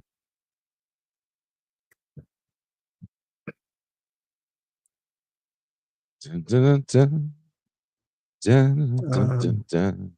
Coffee's ready. Stanley's, is he going to have to move in with Snowden at LDG? Possibly. John Rocky says LDG has evidence that will lead to the imminent arrest of Hillary Clinton.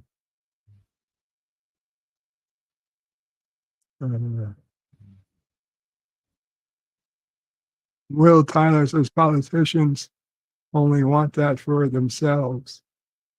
Miss Lindell says LDG is on his soapbox. Will Tyler says politicians don't care about freedom for the citizens. That's just lip service. Stanley said, yeah, I want to monetize my own information, not let Facebook do it. Exactly. Thank you. Thank Last you. Hunter K says, good morning, Bird, panel, and chat. Good morning. Will Tyler says, Bird will praise rise back to power is imminent. I don't know. I hope so. John Aragi says, while Bird was delodering, we discussed how Lost is the best show ever. Oh God. Didn't do that. No. The best of the worst. But it is my fault. LTG went on his soapbox. I asked. It's not your fault. All right, no one take blame for me, please. I appreciate you, He darling. takes but any chance he can you to don't go need on to his take- soapbox. Yeah, exactly. You don't need to put yourself in front of that target, okay? Choose your battles. Booger 414 says, "Good morning, all. I guess I'm late. Welcome, Booger." Executive producer Saul Leibowitz says, "No, I didn't get a membership. It's okay. It's okay. It's always a chance next time." Yep, there's more times coming, trust me. Stanley says, "John Araki says it started weak, but finished strong." Jim's Landscape, Commodore Productions. Hello. Tubian says, "Why?" Welcome, Tubian. John Araki says it was Roosters. Executive producer Saul Leibowitz says, "Always a bridesmaid, never a bride." And Booger says, "I am not sure what Axanar is being blamed for, but the blame really rests with Paramount's response to some relatively obscure fan films." And then John Yep. Araki with another 5 gifted memberships. Thank you again, John Araki. This time we've got Mikey Sues for James Caserta, executive producer Saul Leibowitz. There you go, Saul. Cam, Crash Courses, and Sci-Fi Sith Dan. Kapla, guys. It's always good to see Cam's name, even when he's not here. Yes. John Araki says, "LDJ, free the membership." Am I a member again? Yes, Saul, you are. Booger says it could happen in theory. However, fans are by and large poor. Yeah. If it was a smaller fandom or a smaller Like Babylon 5. franchise, yeah, like honestly, like Babylon 5, then yeah, maybe the fans could purchase it. Could purchase it for and make it public domain. But no, not for Star Trek. If you bring that many people together, you could just come up with your own Star Trek, like Seth MacFarlane did. Yeah, that would honestly be the best thing, would be to set up your own universe that would be free for anyone to use. I could see that, but I could see that, but that would require ownership. That's the Well, it would be you'd have to start a story. You'd have to start building Somebody could- canon. You'd have to start doing somebody all could, the work that Star Trek already did. somebody could make one good movie, like Galaxy Quest or something, and then release that to the public domain. After it makes its profit, and they're like, okay, we made our money, and now we'll release it to the public so that it never dies. But that still Maybe we takes should a just lot buy. of- Well, okay, how about this then? Okay, you said a smaller franchise then. Now, I'm a kind of against that because obviously it's proven that things that already exist sell better. You already want things with established canon, established history, and all that fun stuff, right? But But that's just a recent thing where movie makers say everything's got to be a franchise. But back in the day, they're we proving used it. to take risks. There used to be risks, Yeah. and that's how classics are made. Yeah, that's how Star Trek was Exactly. made. Not stealing But- someone else's idea, bastardizing it into your own, You're not and stealing it if you spewing it buy out it. there. Okay, It's still not stealing. stealing it if you buy it, dude. No. Okay, that's a great opinion. I respect it. You're just dead wrong. But original comment, what I was trying to say, Bird, is the Orville. If I were going to pick any franchise out there, the Orville might be the closest thing as a plan B to buy out. Would the Orville be too small? Yeah, no, the able Orville to do it. probably be bought out. The thing is that It's not. anybody can make a fan film for the Orville, and the creators of the Orville are okay with it.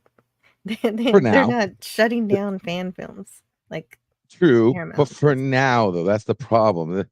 I love that. You're right, but that's like I said. For now, like they still have the right to change their mind. You know what I mean? They could, if they wanted to, change their mind. It's not like they wrote a contract and it's like legitimate legal to do it forever. It's just, oh, for now we're fine with it. We'll take it as advertising for now until something goes crazy, and then now they're making crazy hand over fist money.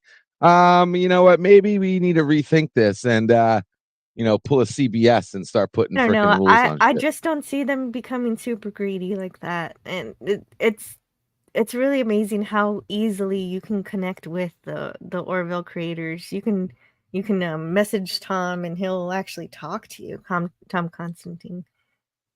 On Twitter or like Yeah, on email, Twitter. or because I'll be glad to mean- put together a nice little what if scenario and see what he responds to, and actually puts his money on the line. His mouth where his money is. Well, I don't know if you can get his money, but like Yeah, don't be an idiot. there was somebody, yeah, there was somebody who's making these little crochet Orville characters, and they were having a live stream on King Dolphin TV's channel, and they were like, oh well, I don't know if this is okay for me to be selling these, and Maria with Tiantelli just live on the air. Oh, maybe this was on PJ. I don't remember. Maybe it was on Orville Nation's channel. Yeah, that's probably it. She contacted the Orville creators, and they were like, yeah, this is fine. Within just a few minutes. Booger That's 414. how much Orville loves their fans. Wow. That's awesome. I didn't hear that story, but that is awesome that they gave an okay. An official okay. I would have thought they'd have danced around it. Like, well, we don't see it. We don't see it. It doesn't matter. But Booger 414 points out, look at the debates we've had in fandom. Can you imagine stockholders meetings? Yeah, if we all, like, if it was all, If the public domain's no stock, though, right? Well, would it I work get that it. way, or well, if the way you were saying it's a nice was idea? if we though. all purchased it, Oh. if we were all investing our Kept it own for money ourselves. in Yeah. it, yeah, and for ourselves, it doesn't mean that we all agree. I mean, we all have different things we want. It would be a madhouse. Be a nice democracy there, right? That's funny. No. Should we bring Data back or should we kill him? Tuvix, imagine, like, Tuvix, yeah. Should we bring Tuvix. Tuvix back? There we go. yeah, it God. would be, yeah. Data died would in be a Nemesis. disaster. He never came back.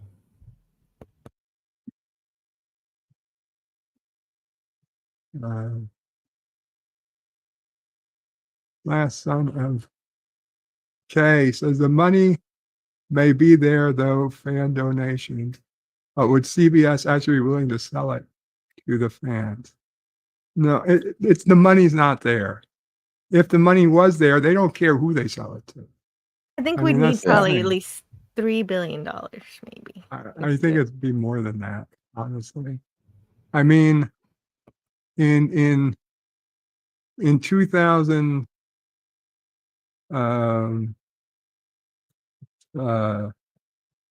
2002, 2003, the company I was working with sold Grey Goose vodka to Bacardi for just over $2 billion. That's the world rights to Grey Goose, the brand. And it was selling about 1 million cases a year in the United States, probably another 1 million around the world. And that was, at the time, one of the bigger sales of alcohol products.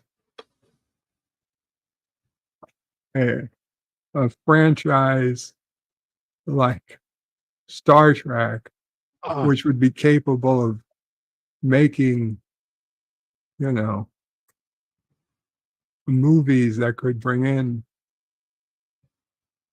well over $100 million at a time, even if it was once every 2 years. Plus, God knows what they make. I mean, you know, they've got to be Artsy. constantly making a ton of money on just the brand, on you know, merchandise sales. It's, I would say, I would think at the time, maybe not today, but back in the day, you know, Star Trek would have gone for 10 billion minimum. Today, maybe you could get it for 5, but I don't see it going any less than 5 billion. And you say Paramount might be 10. Well, I'll tell you, it's probably at least half the value of Paramount is Star Trek.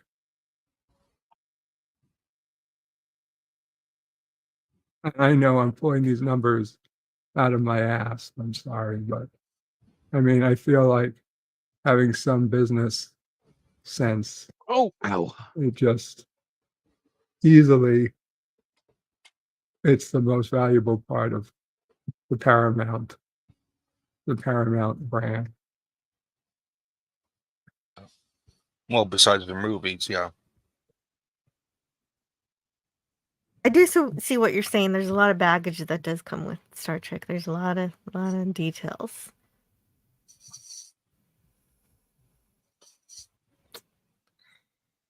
And there's Mr. Londell with his lovely positivity there.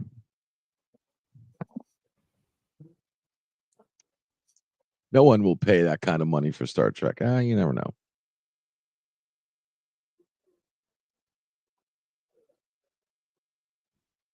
Never know. Oh yeah, that's absolutely true. Martin Luther King Jr. He was a Oh yeah. huge Star Trek fan. He said that the only thing he let his kids stay up late for was to watch Star Trek. Oh, so hey, look at that. So it's Star Trek fan. Not so much of an insult after all. No, it's still an insult. Yeah. It's well known he was a To- Star Trek fan.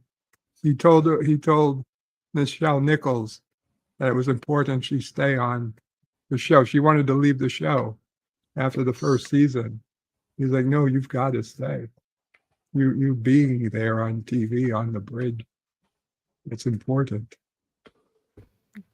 Okay, so you're losing me on the insult thing. Don't worry about it. You You literally were being pushed for it. insulting. To who?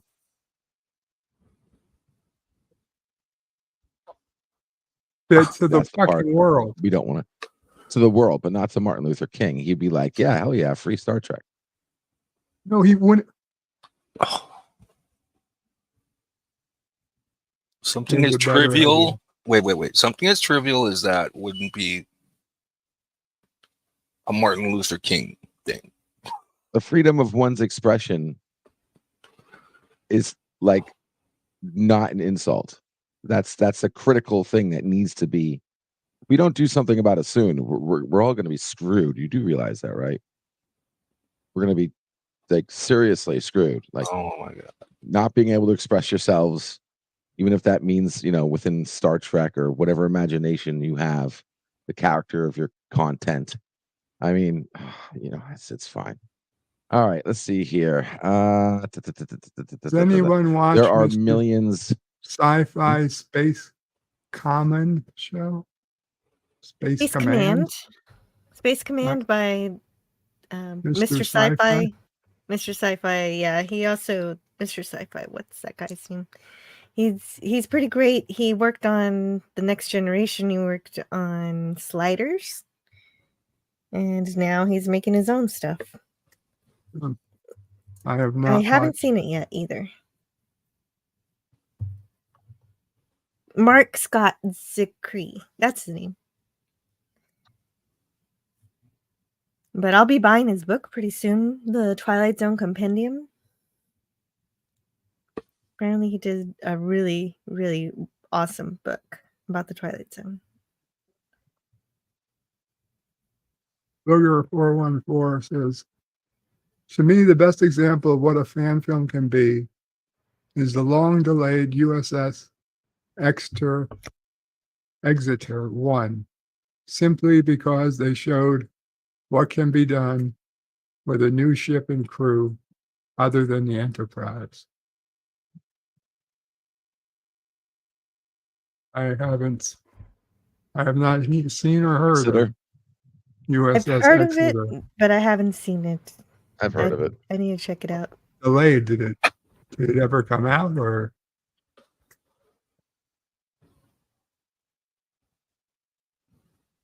I guess it did eventually come out. I have to do a search for it. Will Tyler says, so I was correct. 15 years ago was the start of your eyes back to power. I guess if you could consider it the day that my rise What's stopped that at? and then restarted. I don't see his chat. It What's says that Will? Will two. Tyler? I'm You don't looking see in the Will? chat. I don't see. I'm scrolling up. It's There. Oh, below you're way Mr. up. Okay. I Lundell. see. I see.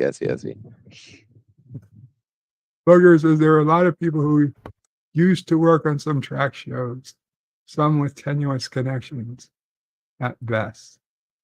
And it's called Space Command by Mark Scott Zicree.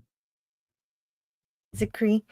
And so it says here that there are 2 episodes of Exeter. Cool. Yeah. So I guess you can check that out. Are they on YouTube? Does it say if it's on YouTube or? No, it doesn't say. That's what I was No. looking for. I'll check it. I'll figure it out. Oh wait, there's a trailer here. And there's an official website. Let's see if the website's still up. It's no. There's something at the website, but it turned into an advertisement. That's unfortunate. Son of a bitch. Last on the case is most fanfic is crap. Pew pew, beam me up, goofy aliens. All sizzle, no steak. Few fanfic has any real substance. Star Trek Continues is an example of the rarity of good fanfic. Well, yeah, but the good stuff is what makes it all worth it. The crap fanfic, the crap fanfic, nobody really cares about. Paramount's not sending letters to the crap fanfic that nobody's going to watch. It's the Star Trek Continues and the Axonars and the ones that have damn near professional, if not professional, polish on everything.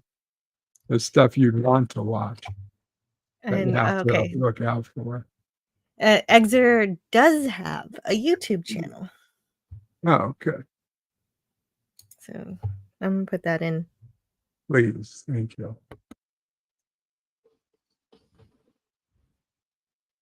Resolute Germ, good morning, Resolute.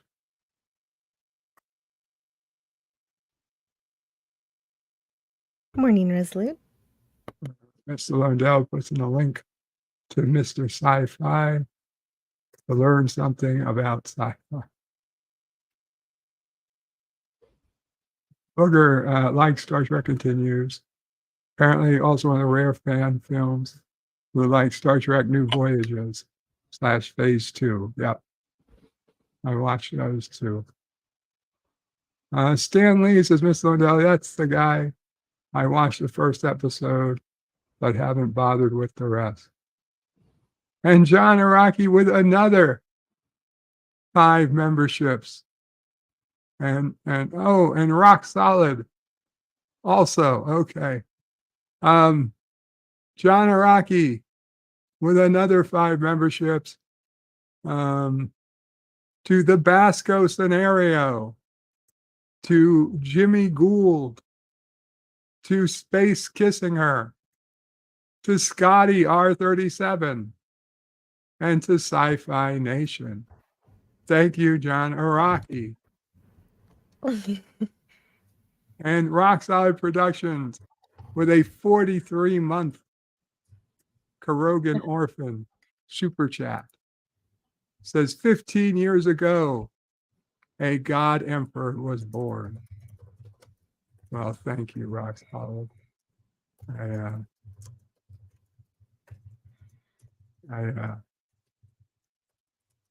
don't know about that, but I appreciate it. I appreciate the sentiment. No, I agree with that completely. You're one of the channels that are an inspiration for why I'm here. So yes, Rockstar. Thank Agreed. you. Stanley says, I guess to Mr. Lundell, Space Command. John Araki says 15 for 15. Oh, cheers, bird. Thank you. 15 memberships for 15 years. That is very, very generous of you, John. John Araki. Thank you. Amo Price says, she'll never forget. You'll know what that means. Star Trek Nitpickers says Kapla. Kapla Star Trek Nitpickers. Karogan flag, chain, and crystal skull emojis. Resolute says, what's the 15 years for?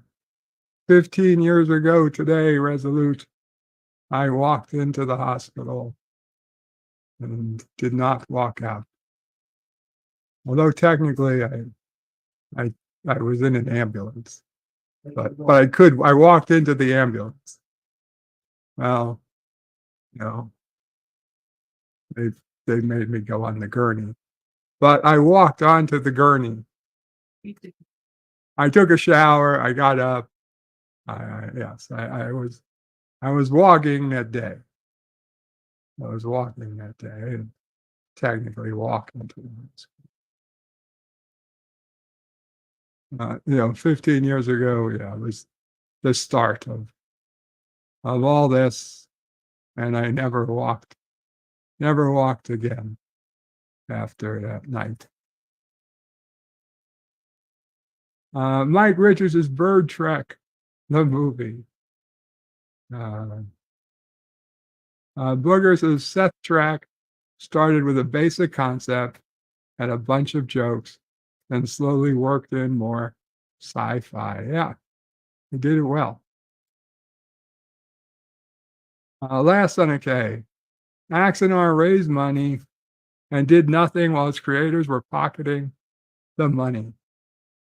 Star Trek Continues raised money, but never kept a dime. All the actors and crew made every episode for free for the love of Star Trek. And yeah, and they had such incredible actors on there who actually did some really great work. It's incredible. Yeah. And I Don't get me wrong, I understand the difference in what happened with Axanar versus Continues, but if that was the deal that they were keeping or money, then it's not for CBS to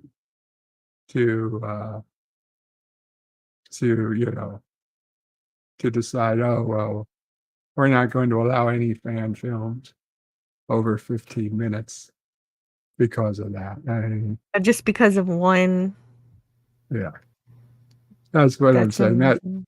you can't blame Axanar for CBS doing what they did. If Axanar did something illegal, then let them deal with the repercussions. But as far as I know, they faced no criminal charges. So, and don't get me wrong, the guy who was in charge of Axanar, I talked to him. He did not seem to like me very much. We don't seem to see eye to eye. But that said, I don't believe he's done anything necessarily wrong. He definitely just rubs off on people the wrong way. And I mean, they did do Prelude. It looked like it would have been a good movie if they could have finished it. But Well, Star Trek Continues was obviously a labor of love, but yes, Axanar, they were trying to make a movie, a big, cool movie, and Prelude to Axanar was the teaser, and we're still, to this day, waiting for the rest of it.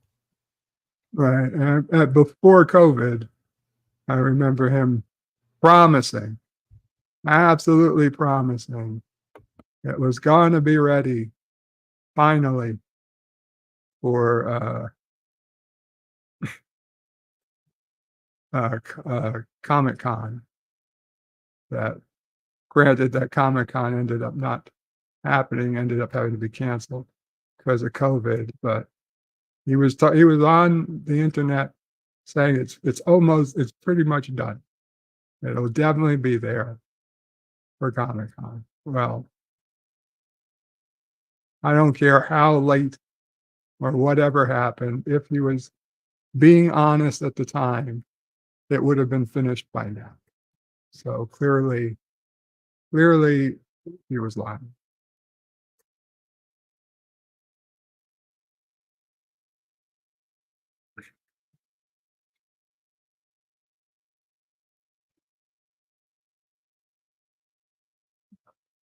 Booger says if we could buy out the Orville, it would have to be the CEO. Oh, JT would have to be the CEO of the fandom. Do you mean JP? Oh, Egotastic Fun Time? Yeah, I think that's it means it's JP. Oh, no. Oh. Yeah. Okay. Only if PJ and JP. Stanley's exactly right. Orville has nothing to lose. Nitpicker says DC Comics learned long ago that it hurts a franchise to sue fans for fanatic or fanfic. Stanley Agreed. says new season every 4 years. They can use all the fanfare they can get. Yeah, I got plenty of it. I don't mind waiting 4 years for every season of the Orville. I'm ready for season 4. John Araki says, why doesn't anyone want to buy Babylon 5? Miss Lundell says, stop the anger towards CBS. Trek is their intellectual No. property, and everything with fan-created content was okay until Alec Peters came along. Oh. Stanley's is Star Trek nitpickers, and hey, without fanfic, we wouldn't have gotten 50 Shades of Grey. Ugh. And Mr. Liddell says, because Babylon 5 sucks. I don't want to say that too loud or LDG will wake up. But it Star does. Trek nitpickers and Kapla, you are right. Mike Richards says Tuvix 2 is a return. The Travelers is LDG should buy Farscape. Booger says, I'm not sure Alec is the reason or just Cap on the volcano. When Hammer came down, there were 3 big Trek fan series and a few smaller ones. I'll even count Potemkin in that. Yeah, there were all these movies that were having real actors in them. And, I think that was annoying CBS as well. John Araki says sale price equals 10 years of revenue plus a 20 to 30% profit margin. And that's right. I mean, if Star Trek was done well, you could easily figure, let's see, 200 million, 200 million every other year, and that would be just on movies. So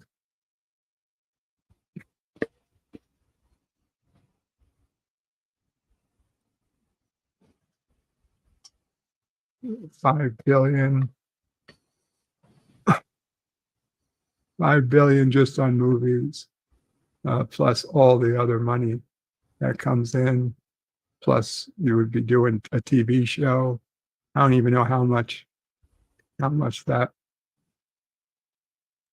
I don't even know how you make money off TV shows these days. Well, and you don't even know how much they're making because they're on streaming services. They Right. don't have any. They don't have to report how many people are watching, or they could pretend the numbers. They can fake them. I could just basically pull them straight out of the air.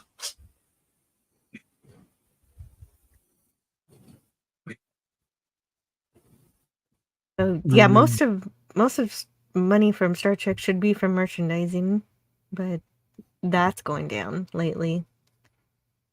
Yeah. I don't think there's $5 billion there. I could be wrong. Maybe there used to be. Yeah, I guess, when there used to be advertising in TV shows, commercials, then, you could, any type of show you do, that's fine. But these days, especially with lots of people who opt to pay for no commercials, it's hard to make profit because, like, if it was a TV show based in the here and now, then you could be making money with like product placement. Even with no commercials, you could make good money with product placement. But you can't do product placement in a sci-fi, Star Trek sci-fi future. I mean, they're like, Yeah. Star Trek 4 was able to do Oh. Michelob right. because they went back in the past. Yeah, can't do Taco Bell in Star Trek. Oh, what are you having? Oh, I decided to replicate authentic 21st century fast food. That feels like something that Tom Paris would do. Every episode, it's Tom Paris's 21st century restaurant. What do you have for us tonight, Tom? Well, have you ever heard of TGI Fridays? No, well, what do they have at TGI Fridays? No, look at these mozzarella sticks. Mm. Mm. Resolute Germ says, because Jay Michaels is at times difficult to work with, but can't make it himself. Miss Lundell says Alec Peters was raising money, promising and selling swag to investors. He was profiting from it all. He can't do that. Well, then he should have been sued. Booger says a Babylon 5 fan film would be difficult because they did such good work with aliens. The makeup budget would be horrendous. Just to be clear, for what I heard, the problem with what Alec Peters was doing was they were trying to, they used donations to create like a sound stage and whatnot for the movie, which was fine. But then he was going to keep making profit from reusing that sound stage and re-renting it out to other projects. I don't know if that's true. That's just what I heard. And sorry, JP. JP's had to go. Well, wait, but okay. I guess that makes sense. So he was making stuff for Star Trek, but then letting other people use it for other things. Yeah, and that's what I heard was like the problem. Like you know, he was having things built in his house. He was using he owned the property that the money was being used to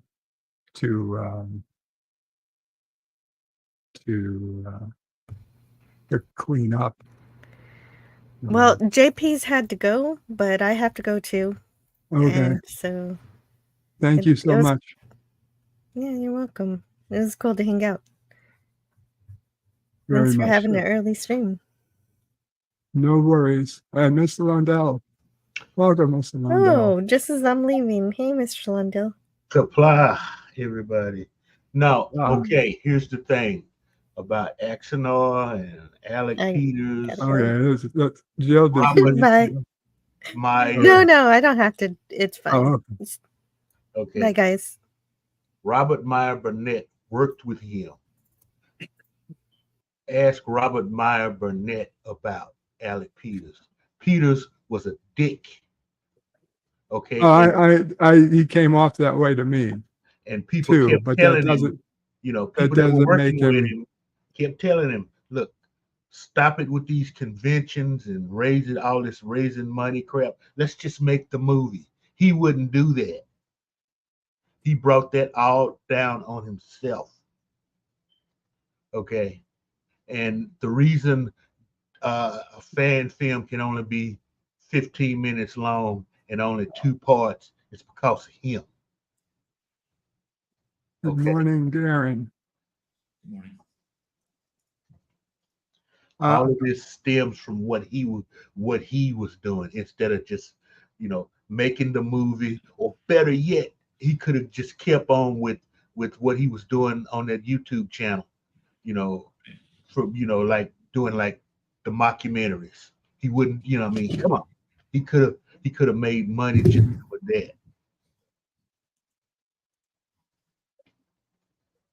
Well, yeah, like I said, certainly he did not come off as a pleasant person to be. I wouldn't be surprised. He was, But he was a lawyer. Yeah, he was a lawyer who thought he could play the system, and he didn't count on the shittiness of his personality working against him. Well, And he's still playing victim with people. Oh God. But and I agree with Londell that had he just stuck with doing the 10 to 20-minute documentaries, and hiring actors to tell the story that way, that would have been great. Because I actually really liked that style of video, and I was disappointed that it went no further than just one entry. It was all there to well, I don't think anybody really wanted a feature film, an independent feature film. I wanted a film. You kidding me? I saw what they put out, and I was all ready for the film. I Yeah. totally would have wanted it. Yeah. But, nobody thought it'd be 10 years later and there's no Right. fucking film. Mhm. Yeah. But when he was promising, he couldn't deliver on. There was no way that CBS I don't- Paramount was going to allow that to happen, and everybody knew it. But there was perhaps an effort to get an actual They- license from them. Who knows? Well, they did allow, Renegades came out. They later off they had to change it. But when it made it by the skin of its teeth, but it made it. So I really don't see why Axanar wouldn't have been allowed had CBS under the old rules. It was just done. It was like something that LDG would have done. Trying to use somebody else's IP. I can use it. And Yeah, it was pushing the line, but Right. people were pushing the line for a long time, like Star Trek Continues. But nobody Well- would mistake Star Trek Continues for an actual Star Trek production. And the thing Yeah. that was really shocking to Paramount, the reason why, according to Peters, they called him into a special meeting, and that's what they told him. They said that up until now, fan films were easily identifiable as fan films, but not anymore. You've got actual Star Trek actors playing the characters that they played in productions, before now, and with Saval and all that. So, that was part of the problem. His effects it had crossed the line. There was other things. Obviously, you guys touched on how he was using the money that he was getting from Axanar to pay for Yeah. acting lessons and things like that. Which acting lessons, sure, but then what is he going to do? Not use his acting lessons in other things? Right. But And- yeah, I like the format of Prelude to Axanar. I really wish they would have continued that because that was neat. But he did. Star Trek nitpickers. Yeah, he fucked around and Says- found out. Sorry. Vertebrae 5, Vance finally went into refrigeration in Discovery. Oh, lovely.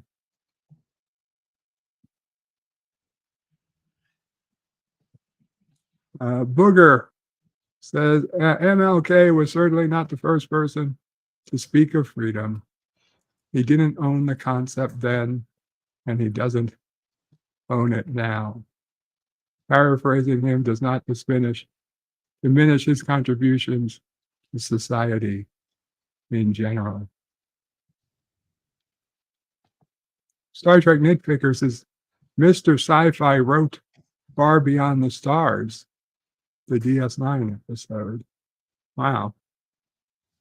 Interesting. Miss Lodell says everyone should do themselves a favor and watch Mr. Sci-Fi's Space Command pilot. It's up on his channel as we Yeah. speak. I must have watched Space Command. Now that I'm remembering it, I did watch it. Boogers as the Exeter came out, but there were years between parts of the last story. One of their characters transferred onto the Enterprise in Star Trek P2. Exeter was interesting because it tried to mimic the special effects from the original series, the original effects. So, which are really easy to do now, especially you don't have to necessarily make them look all that good. So Uh-huh. that was kind of funny. They did some things that I wouldn't have done. They actually had General Chang from Star Trek Six, a younger version of him as the main like Klingon villain for the captain of the Exeter and stuff. And Yeah. I wouldn't have done that because then okay, well we know he can't die, So yeah, prequels. Gorilla, if you're out there, you want to send the link to Twitter or something, or I don't know if I'll be available, but if you want to, it doesn't hurt.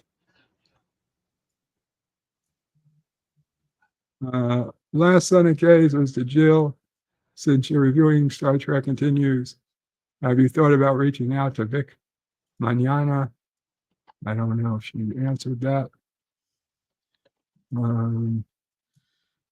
Vic is still controversial. She may catch hell from the nut jobs about that. Yeah, well, it's up to her. Yeah. You guys were talking about product placement in Star Trek a little bit earlier, and I wanted to point out something that on American aircraft carriers have a McDonald's on board. It's basically it's not run by civilians either. Most of the workforce are off-duty aircraft carrier personnel, so they'll pull like a 4-hour shift after the regular shift to make extra money while they're underway. And I always thought that would be kind of interesting because on Deep Space Nine we had restaurants, obviously, but that was a town in space that Starfleet was just administrating. So what would happen if you had like an actual restaurant on board, and maybe you could argue that 10 Forward was ran by Guinan and civilian staff, so maybe that was a somewhat of an arrangement like that. But just an idea.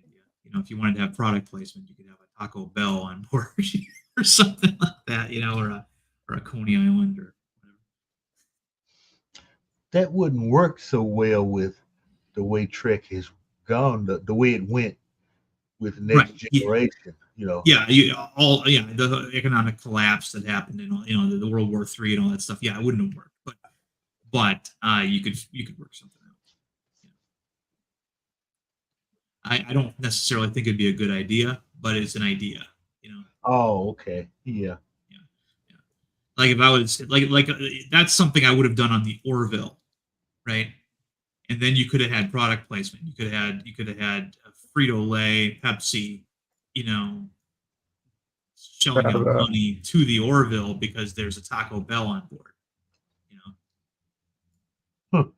Could have a 20th century town or whatever. That's like they go back in time or whatever to see what it was really like, and they make a hollow copy, and this is like a living museum to a city block from the 20th century or 21st century, and it can have updated restaurants and fast food. Oh wait, maybe you could, like you take a DS9 episode like Little Green Men and take it to the extreme. Right. Where Ferengi's come to Earth and they start buying those franchises. And you can go into a McDonald's, buy a hamburger and a beer and play Dabo. So and then maybe some Federation types go back to try to straighten out that timeline. Yeah. But most of the time, what they would do is they would create a fictional, franchise or whatever, and then but if you want actual product placement, and this reminds me of that story about what Les Moonves wanted to do on Enterprise, where he was trying to work on a deal with a local EMI Records or whatever to have a band every week on on the Enterprise playing a song, and it's like that totally wouldn't work with with that show in particular. You might have been able to get away with that on TNG in some way because of the format of that show, but with Enterprise being this comparatively primitive ship trying to really rough it in space, where are they going to switch off the bands? I mean, we don't have bands on submarines. I mean, how's that going to work? But Well, next they had, kind of did but that. yeah. Well, Orville had their karaoke night, and that was how they were able to work out a deal with a local record company to have like in Hollywood to have like Journey songs and Dolly Parton music and stuff. And they got that into the show, and I'm sure there was probably some money that changed hands there to get that music for the show. But see, Orville is so much more. It would be so much more acceptable to have those ideas in the Orville than established Star Trek. Star Trek's a little bit too set in its ways already, obviously, for any of that to work now. I think if you tried to do that now with Star Trek, people would be like, "What the fuck?" But a Star Trek-like show could pull it off. Yeah.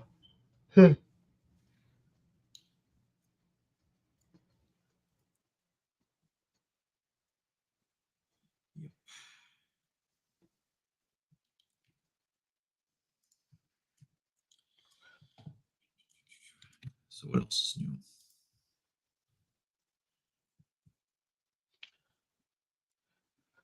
Yeah, Jim. There are And two why- LDGs. Why is LDG even here? Why is he taking up 2 spots when he's not even engaging in this stream? He's working. Yes, I know. But, So why is he here? I mean, he's not even engaging in the stream, and Well, he's taking up 2 spots. I mean, He's here because he has the keys, as they say, just in case I got disconnected or something. gotcha. Okay, so you sold your soul. So why he's taking up 2 spots, that I'm not so sure. Yeah, just like on airplanes. LDG looks like a picnic table, says Jim. He kind of does. He kind of does. Booger says they really only did one thing illegal. That was if they took salaries. But really, what is the difference between renting a studio and hiring some staff? Miss Lindell says Robert Barnett worked with Alec Peters on Axanar. And that's what he said when he first came on. Ask RMB. Yeah. Mhm. Because Mhm. as Booger it turns out, he's tried to sue everybody that worked with him. It's been everybody's fault, but his. Well, Tobias Richter, but didn't he have some situation where Tobias Richter, the guy who did all the effects, like downloaded and deleted all the assets he created from him off the server or whatever? There was some. I remember hearing some story that I don't think that was the exact situation, but Star Trek Nitpickers reminds us he's got a Star Trek fanfic cartoon, the USS New York. It's on YouTube.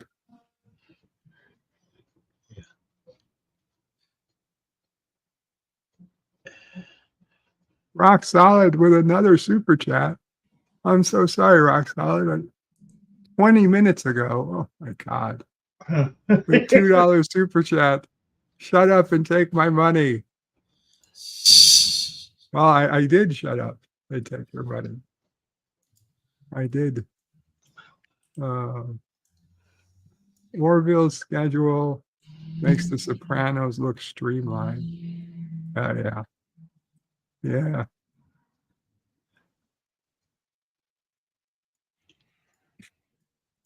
Booger says you could probably make some futuristic versions of modern products, but not in Trek, where they have shown us replicators in a Right. totally different economy. Yeah. but I mean, like on Deep Space Nine, for example, if you ever extend beyond the Federation into other facilities, I mean, we even had, and I thought this was kind of an interesting idea.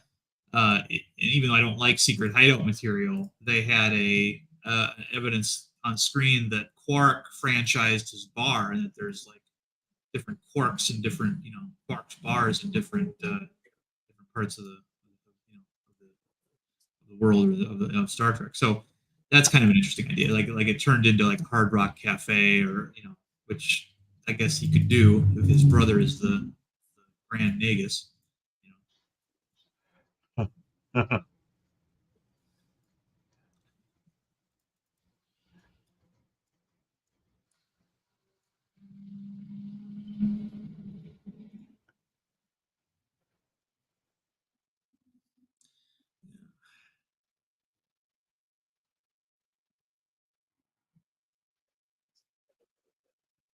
Booger says, I think the biggest thing that changed fan films was YouTube.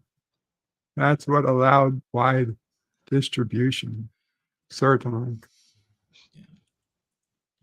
Booger says, New Voyages had Walter Koenig return as Chekhov.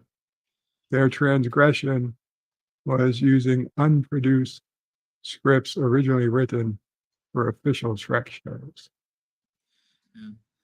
There was a fan film, I can't remember what it was, but they hired Lou Ferrigno to play an Orion slave trader. So you had Lou Ferrigno in green makeup again. It was kind of interesting. That was Star Trek Continues. Is that what that was? Okay. Yeah, name of the episode I think is Leilani, something like that. Yeah, the Lonnie. We just watched it. Yeah. And Lou isn't the best at speaking, but you could chalk that up to him playing an alien. So that was kind of an interesting way to mask it.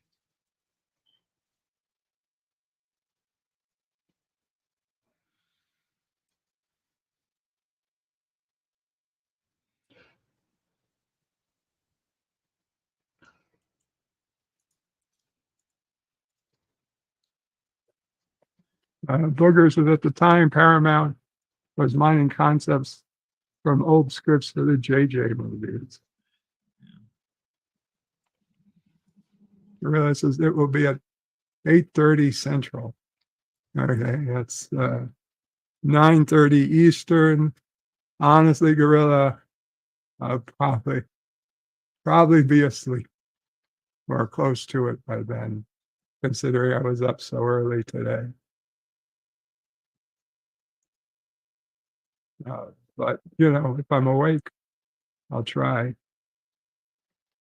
Booger says, the more I think about futuristic versions of franchises, would Burger King have expanded into other meats for different tastes among alien races? Probably. I mean, like, even in other countries, they have menus that are special to them. Stanley says, what about DS9 and Vic Fontaine?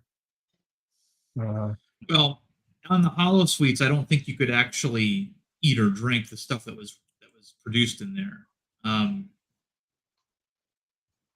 Did they ever release a Vic Fontaine album? No, not that I know of. I would have bought one if they did. Oh yeah. James, well, just go buy a James Darren album. Yeah. he's got a few. Yeah, it's not like he used a different voice to sing, That's Vic Fontaine. I wouldn't mind getting a recording, a good professional recording of the duet he did with Avery Brooks for the one episode. Bada bing, bada boom. Best is yet to come. Yeah, that was a good one. The Booger. episode where Cisco lightened up. Booger says Star Wars fans are still waiting for a frickin' Dion album. I don't know what that is.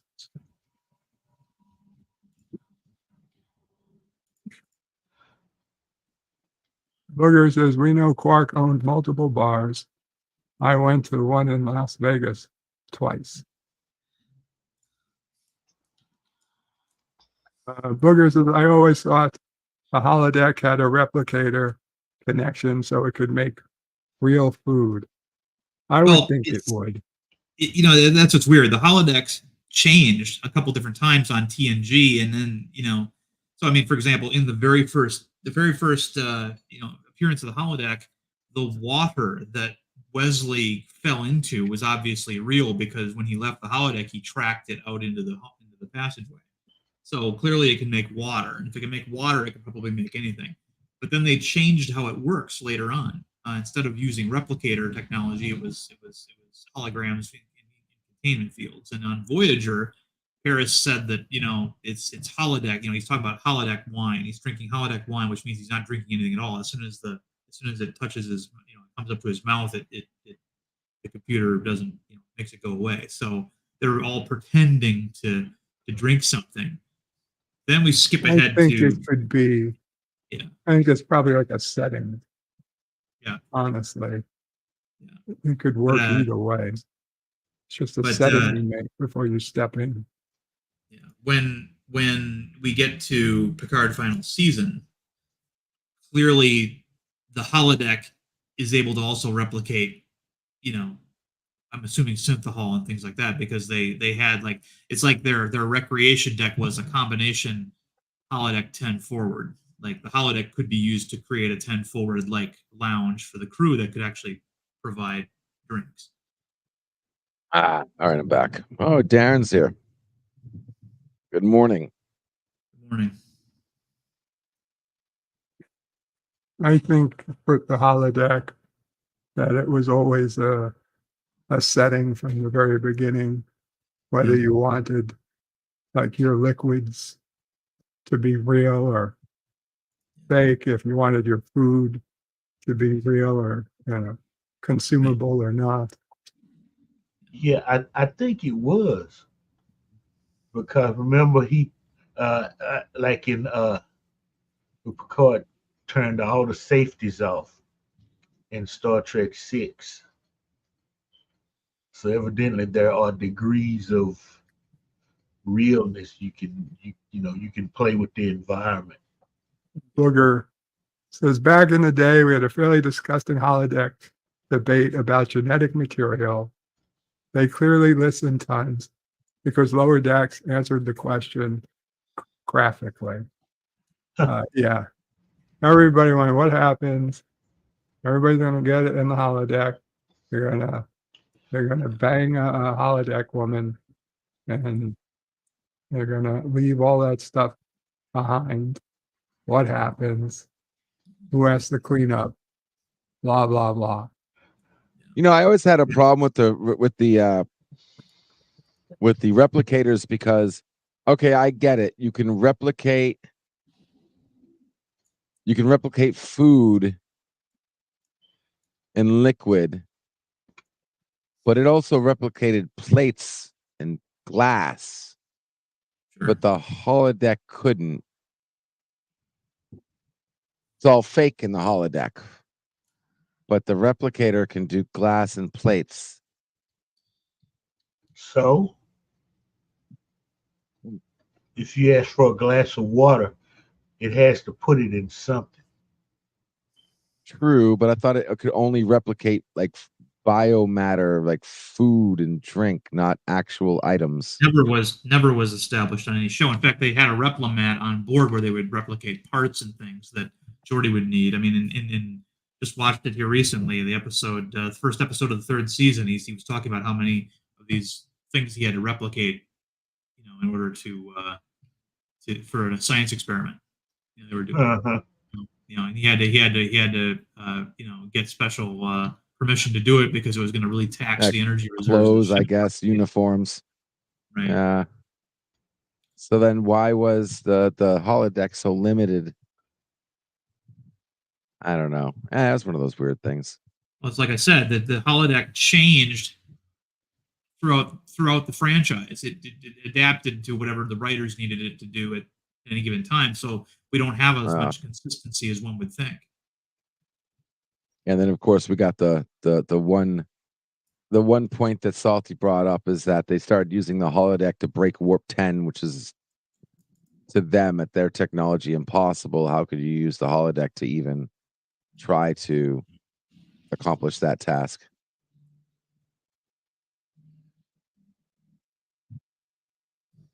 What Eh, are you talking about? Yeah, How'd they use the I remember a holodeck? conversation. yeah. Just go lie down, LDG, please. Just go somewhere Hey, away from us. hey, Darren, would you like some salt while you blow me? Hey, listen, no, Salty brought up a good point that in Threshold they were using the holodeck to try to break warp 10. Okay, Threshold. Making fun of Threshold is such low hanging fruit. It's such a lack of intellectual prowess required to do that. It's like Triumph the Insult comic dog would say. It's like pooping on poop. Okay, it'd be all too easy. Well, then they also made Moriarty, which just by saying things, you just made another Data. You know what? All of this comes from sitting around watching these episodes way too damn many times. Okay. Rock After solid. That's Star Trek 6 was the undiscovered country. 8 was first contact. I didn't know that came up. Somebody missed. Somebody must undiscovered have country is is 6. 6. Yeah. Oh, okay. I got I mixed up those numbers. That's what happens when you don't watch them too many times. Now, but you watch them too damn many times. I don't think anyone will ever more than I don't think anything. that's a there's too negative. many. Now, look, I don't more think than there's such a thing as too many. that's what Boogers y'all isn't- suffer from. Okay. In TOS, didn't they replicate clothing? How else would Yeah. they get the ship stores to make the uniforms for Patterns of Force? Huh. Yeah. I mean, they had, and one of the things I didn't like about Enterprise was they had replicators of a sort on that ship, and that was 100 years before Kirk. Trip even talked about how basically the human waste could be turned into tools and boots and things like that. Just the ultimate recycler. Oh yeah, the holodeck was But- used to create the direct brain interface for Barclay. That was Yeah, that pretty too. Yep. interesting. Well, I think the difference between Enterprise when it's more recycling, where in the other series it's more of out of thin air.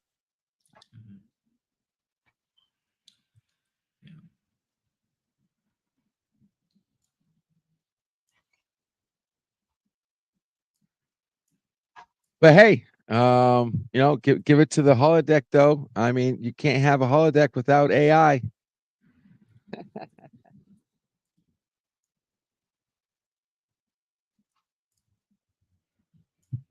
You want a New York skyline and whatever. That's AI generating all that in the holodeck. Had to be. I think people are misusing the term AI. They're using it to describe things that isn't AI. At least not what AI was thought of, 10, 20 years ago. Not back then. Well, no, actually incorrect. It was not generally thought that way, but the people who knew about it did. I think they're just trying to sell, this a new thing by calling it AI.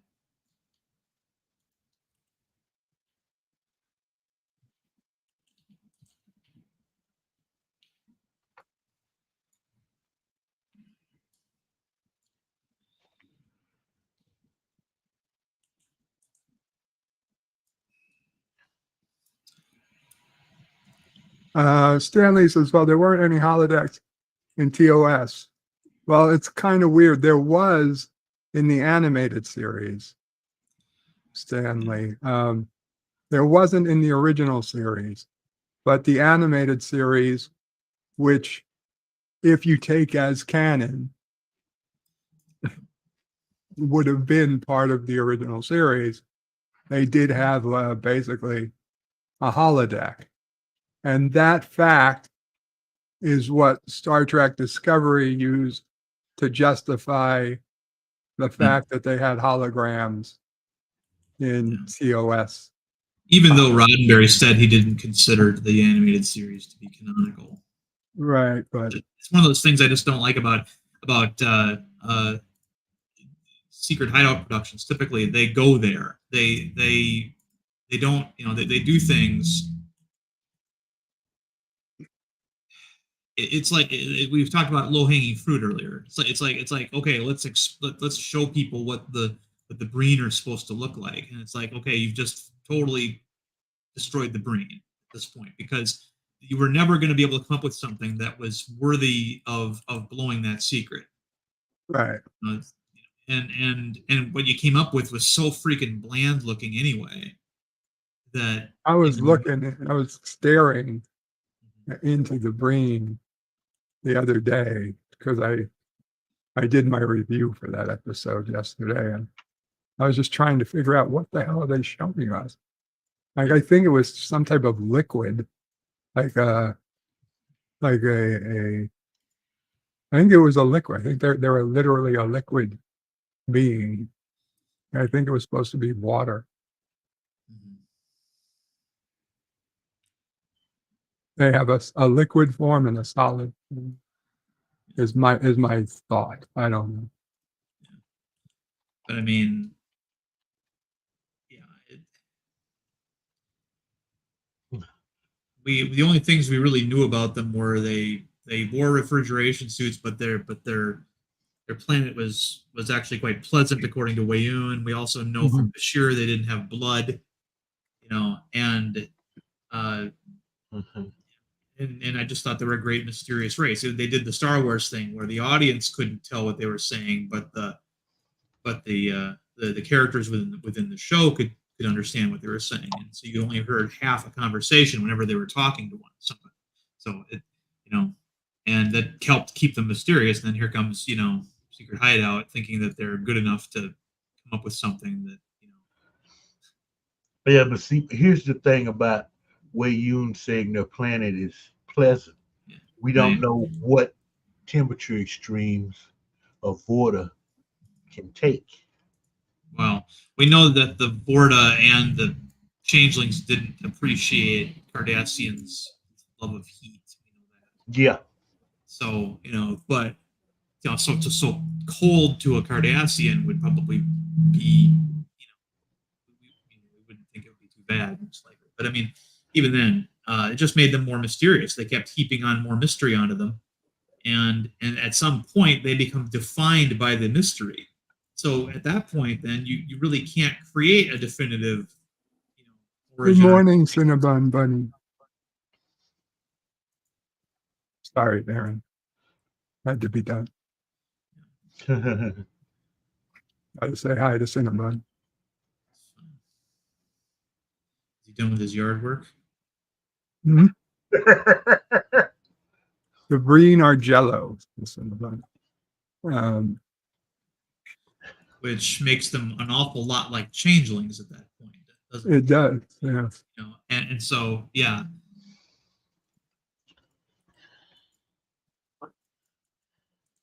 But I thought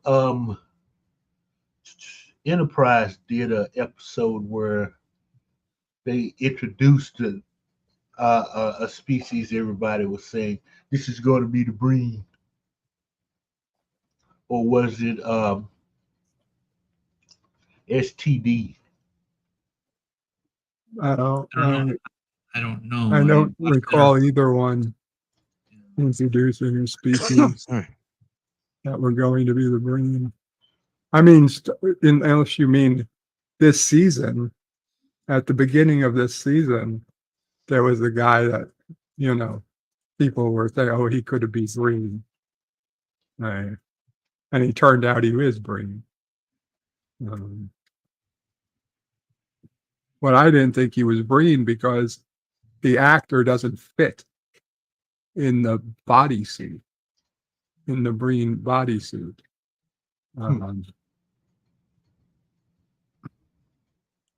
you know, those green suits, you've got to be fairly thin.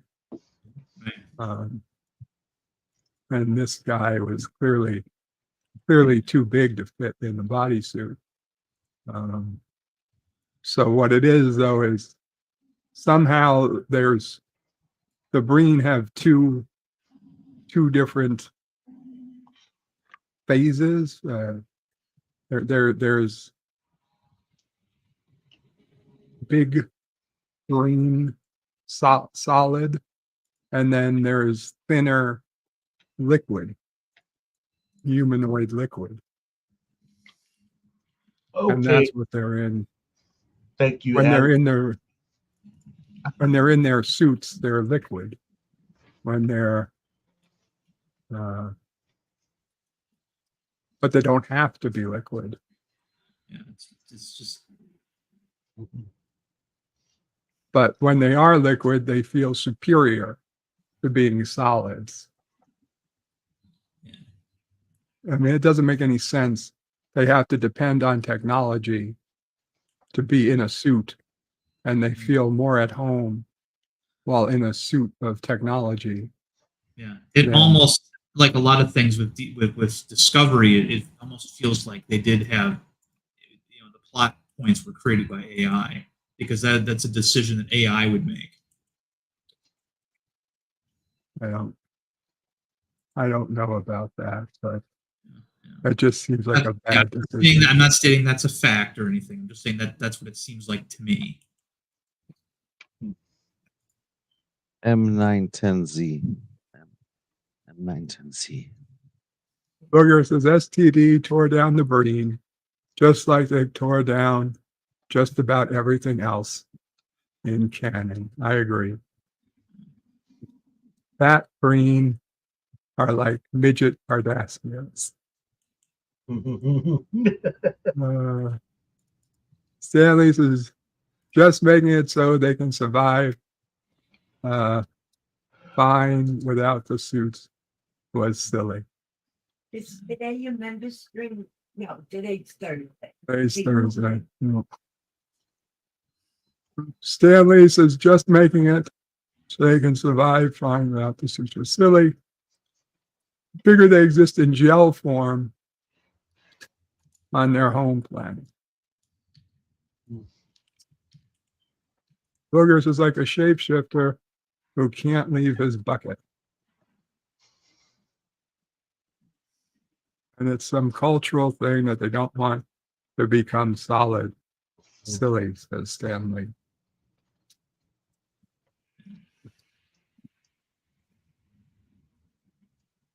Well, I can't wait for Secret Hideout to lose the license, and then whoever gets it next just says, "Okay, none of that should ever happen."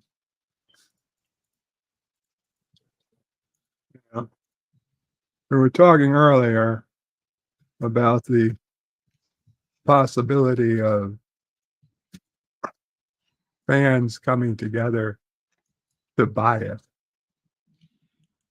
to buy the license, but not to buy the license, to buy Star Trek brand away from Paramount or whoever. Paramount's in ends enough up. disarray right now; they could probably accept a deal. I just don't think there would be possibly enough money. I don't think it could possibly be raised Right. from the fans. Okay.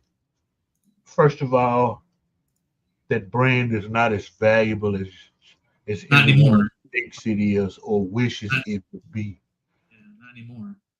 I grant it's not as valuable as it was before Discovery, but I still don't think it's going to be cheap enough that Yeah. we could do a GoFundMe to buy it. Now look, y'all, you get to deal. You trying to deal with people like the Redstones. You'll get gypped big time. They will play. People like that will play you for suckers for something like this. Okay, Yeah. I'm willing to bet that franchise hasn't earned money since Enterprise was canceled. Okay, they're not gonna tell you that. Okay. So Everybody, how much Like they're gonna sell it to me for what, $5? No, they're not. Hell no, they're not going. They're gonna get as much out of that as they can. Yeah, but I mean, when studios get desperate, they can offer deals. I mean, I'm thinking back into the late '40s when the FTC told the movie studios that you had to divest yourself of your movie theater chains, and they sold them dirt cheap to mom and pop, individuals. Mm-hmm. And so there is a precedent for things like this, but whether it's going to happen or not whether it's likely is a different discussion than what's possible. But yeah, it can happen. I mean, Harley Davidson got bought away from American Machine and Foundry by a group of private investors. They cut them a deal, and they got the branding and the facilities and stuff away from AMF, and they were a success ever since.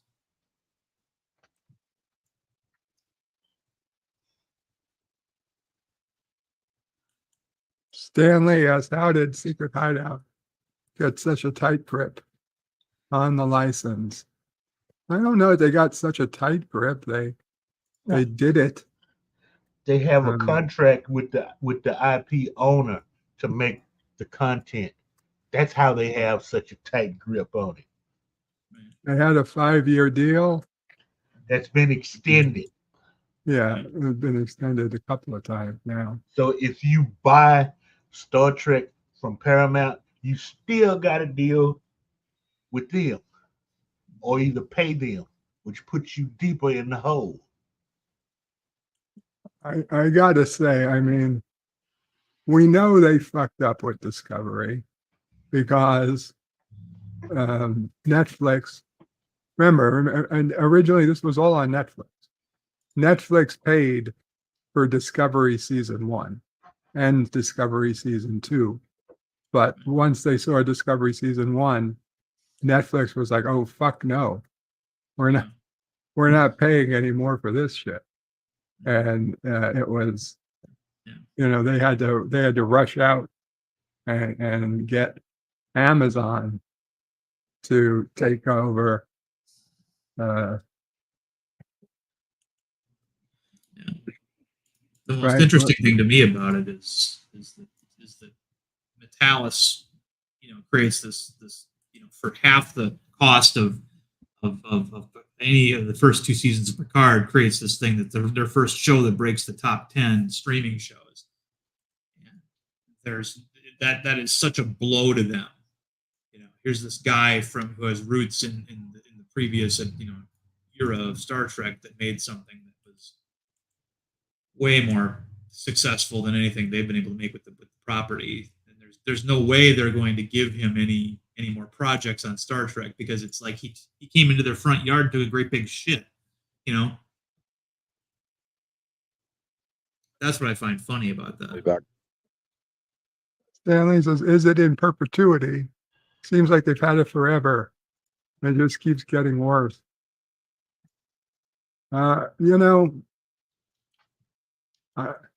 Until there's need for it to change, it probably will just stay where it is.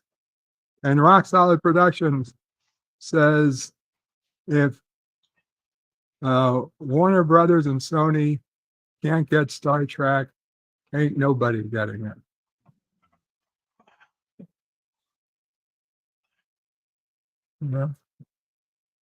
It's a possibility, I guess. I don't know why they wouldn't give it, but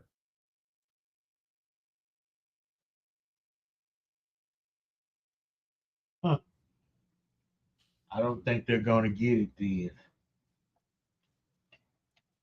well, somebody will get it one way or another. If Paramount goes away, Paramount, goes out of business, they're going to sell off their assets, and at that point, then somebody will get the Star Trek IP.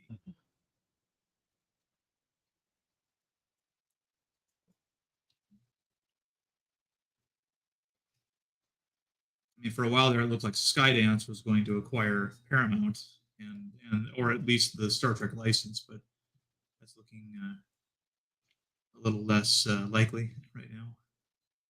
according to some people. But I mean, you know, these recent cancellations, you know, Lower Decks, you know, basically all their animated stuff is going away now,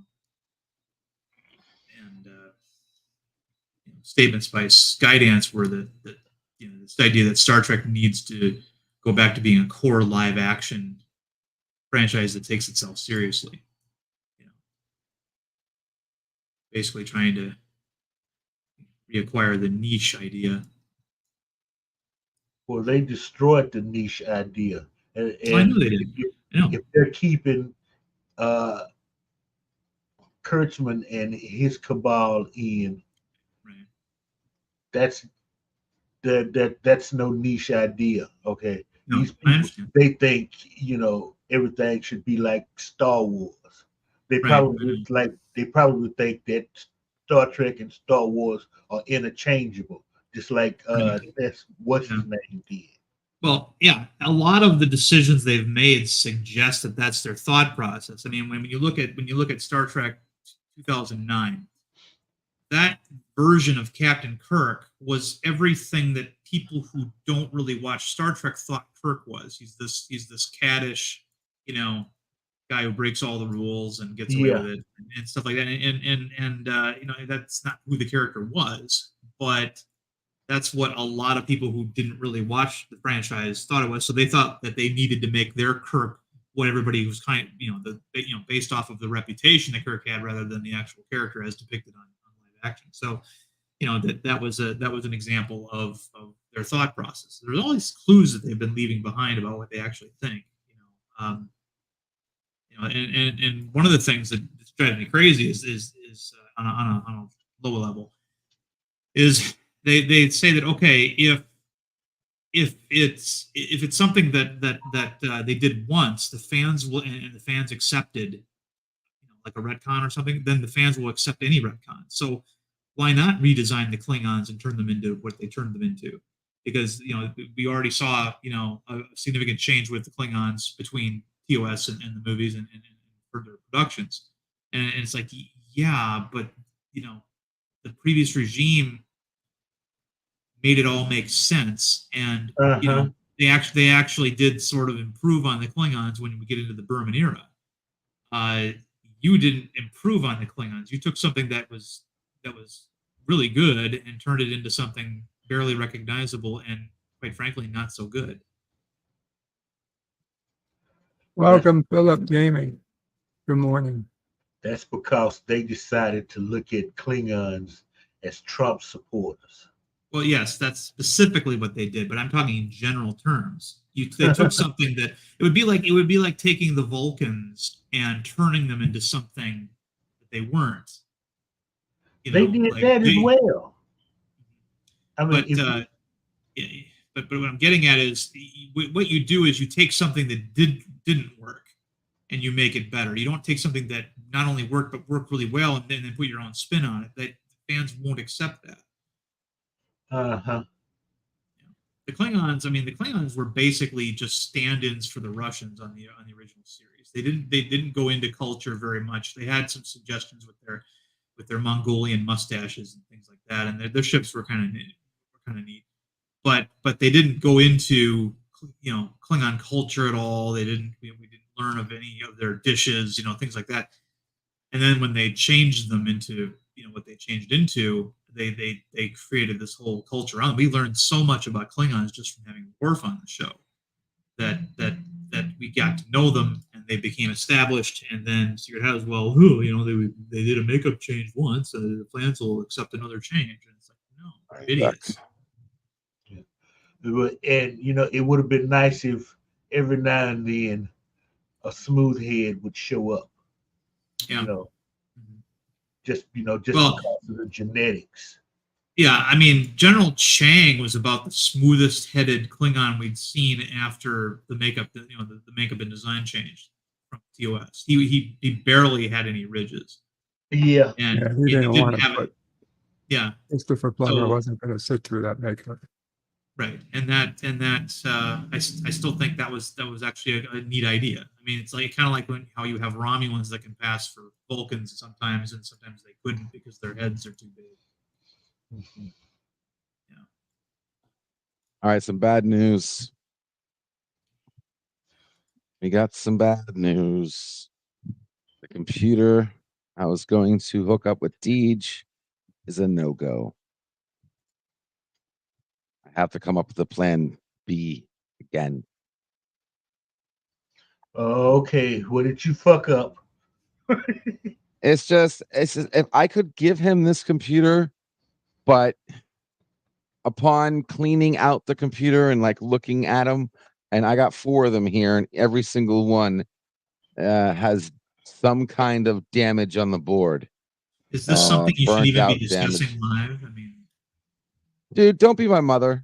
Okay, it I'm a seems big like boy. it seems like this is kind of a It seems like you have no clue what the fuck inside- you're talking it, about. It seems like I'm this sorry. is an inside baseball sort of conversation. No, it isn't. So there you go. Okay, You happy okay, now? okay. You Hey, just clarified. I just thought I'd ask.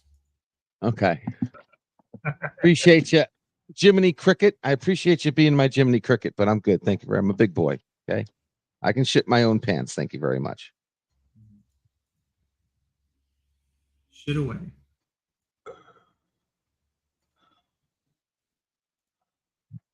I mean, everybody already I don't got to justify myself to you, Darren. It's already been known that D just got a computer issue and that I'm helping it. It was on freaking Bed Life the other day, for God's Okay. sake. Okay. Hey, you know, Stanley says, is LDG giving out PCs? Good if It I would. was, but not apparently anymore. I have a plan B. I just don't know if this computer is good enough. So I'm going to I have an all-in-one machine, a Think Center, Lenovo Think Center. I just don't know how good it is. I will say it's newer than the computer I was going to give him. I just don't know if it has the video card to handle it. Though I do know it's better than the computer that is currently en route to him right now. Which, Rock by the Solid way, says, okay. watch out, there's a changeling in here now. Oh, hi, Philip Gaming. Philip was Hey, never Philip. a changeling.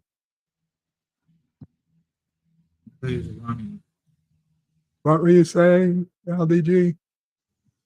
Nothing. That last bit didn't need to be said, but you actually might have saved me. But yeah, no, we'll see. I'm gonna bring this computer up here in a second. You'll see it on the screen, and if it's good, I'll have to do less work, and I can maybe even get this out to him today. I wonder how much overnight is. so what's the bad news? Because you opened up with bad news, right? The bad news is the original computer that I was trying to get him, upon cleaning the system, certain capacitors looked like they were about to explode because they are used machines and they were Answer your used phone. quite a bit. Oh, you hear that? Sorry.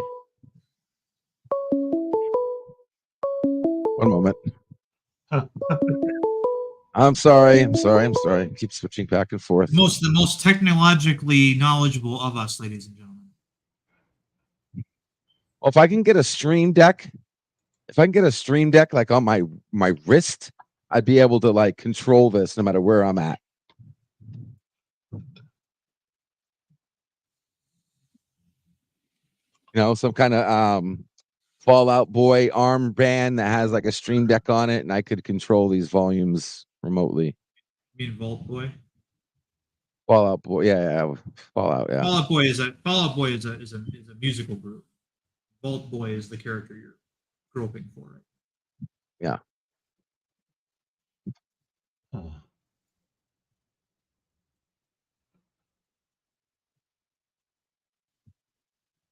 Stanley, we're still here.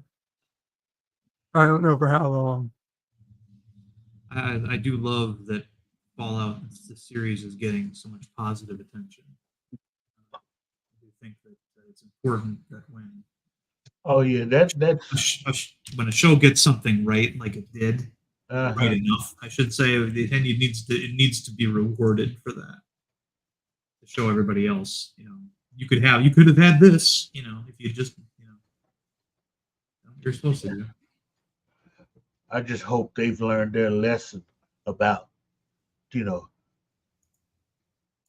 I want the next Game of Thrones in space, or all that bull crap. Look, Right. just create an interesting television show. Give me a story, make me laugh, make me cry, scare me, but just entertain me. You know, Game of I mean, Thrones was Game of Thrones, okay? Period. That was the both phenomena, and it's come and gone. Now do something different. both Amazon and Bethesda needed that win too, because I mean, yeah, The Boys was pretty good, right? Yeah. But then they lost that goodwill with Rings of Power, and That was so sad. I mean, how do you screw up Tolkien fantasy? How well, do it you was not. It wasn't just the content; it was how they went after critics. You know, Yeah. That's something that is relatively new now for me. Is it used to be like when I was becoming cognizant in the 80s of entertainment. The critics, the idea was the creators ignored the critics. Yeah. And they just ignored them. If something was was shit, they came out and said it was shit, they didn't go after the New York Times critic or whatever. But now, because almost everybody that can go online is now a critic, they feel this need, and I think that's Well, technically everyone has always been a critic, because I mean, if you don't like a show, you don't watch it. That's your criticism in action. I'm So, talking about professional critics, like yeah. people who make a living, by But- telling people whether they should or should not watch something or view something based off of their own assessment. So, Yeah, but a lot of times they are wrong. Okay. a lot of times, yeah, Siskel and Ebert were often wrong. I mean, one of the biggest mistakes they made was poo-pooing the movie Home Alone, and then of course Home Alone blew up. Right, it became the biggest movie of that Christmas season, and they actually had to do a CYA show about why they were wrong about Home Alone. And we took a second look at it, and there were things we missed, and it was kind of funny actually when you watch that. But critics have always been both right and wrong, but the creatives didn't, or the creators didn't they just basically ignored them. They said, well, that's their job. My job is to create, their job is to critique, and that's it. But it's totally different now. You got David Tennant just recently, yesterday, basically telling fans to fuck off for not liking the Doctor Who material he just came out with Russell Davies. I mean, that's not good.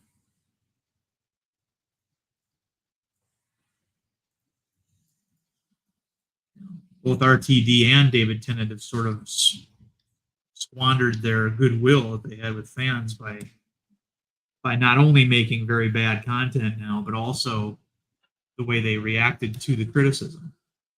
The way they reacted to criticism is almost worse than the making of the content itself, because you're effectively doubling down.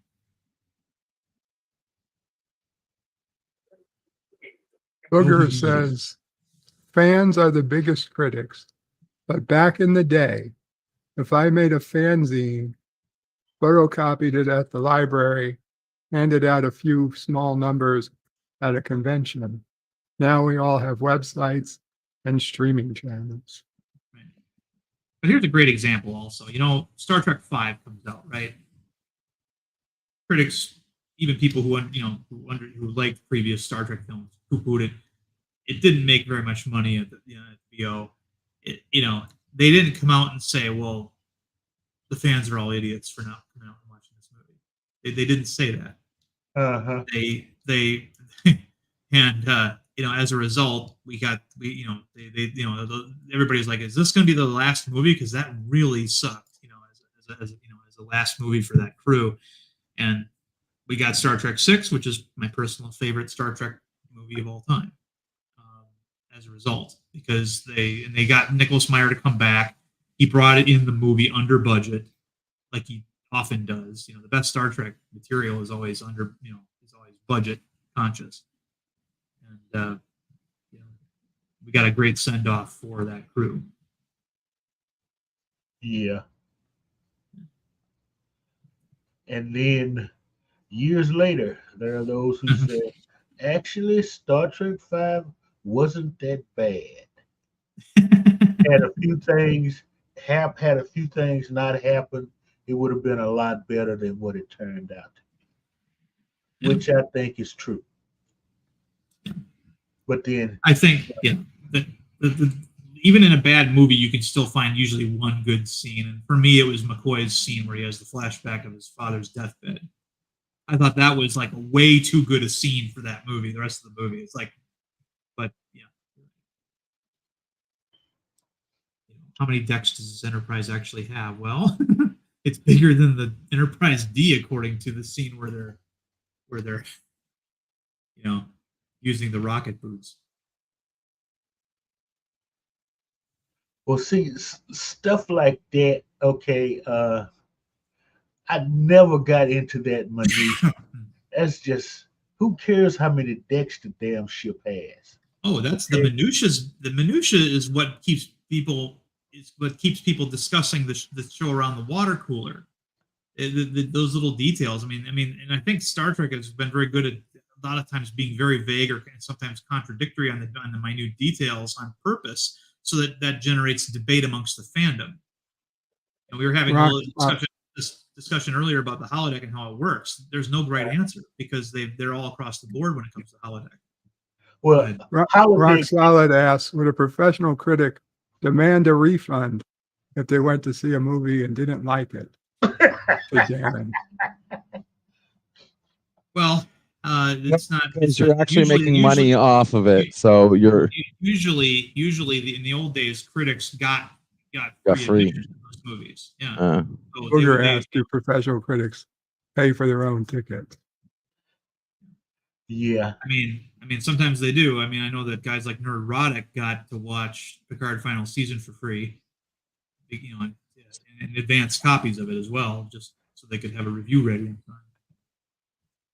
Sometimes they do, sometimes they don't. Yeah.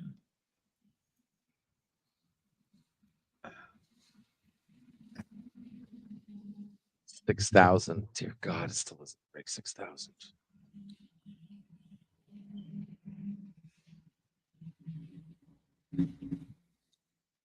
Anyway, we are coming up on 4 hours, which is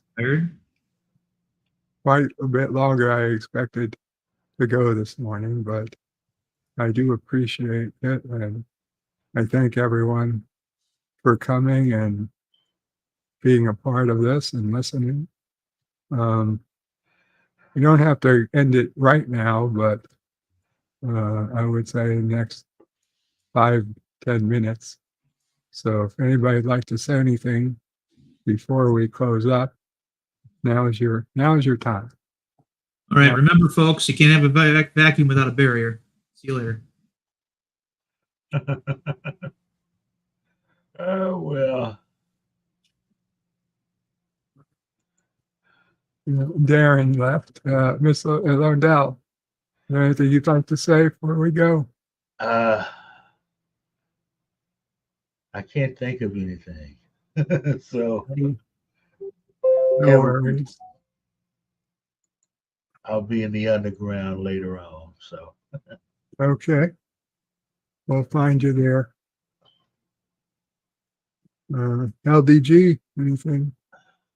For yeah, no, you can hit us up in the underground, freethenet.org/underground. We'll be hanging out there today. Got a lot on my plate, and was it Thursday? Gotta watch some Star Trek. Yeah, new episode of Ghost I gotta watch. So anyway, I'll hopefully have a lot of fun today. So thanks for having me, Bird. Appreciate no worries. It. Take care. Thanks for coming. Always. Booger has the original TOS technical manual. That's awesome. Star Trek Nitpickers, hail Karoga. Booger says, this was fun.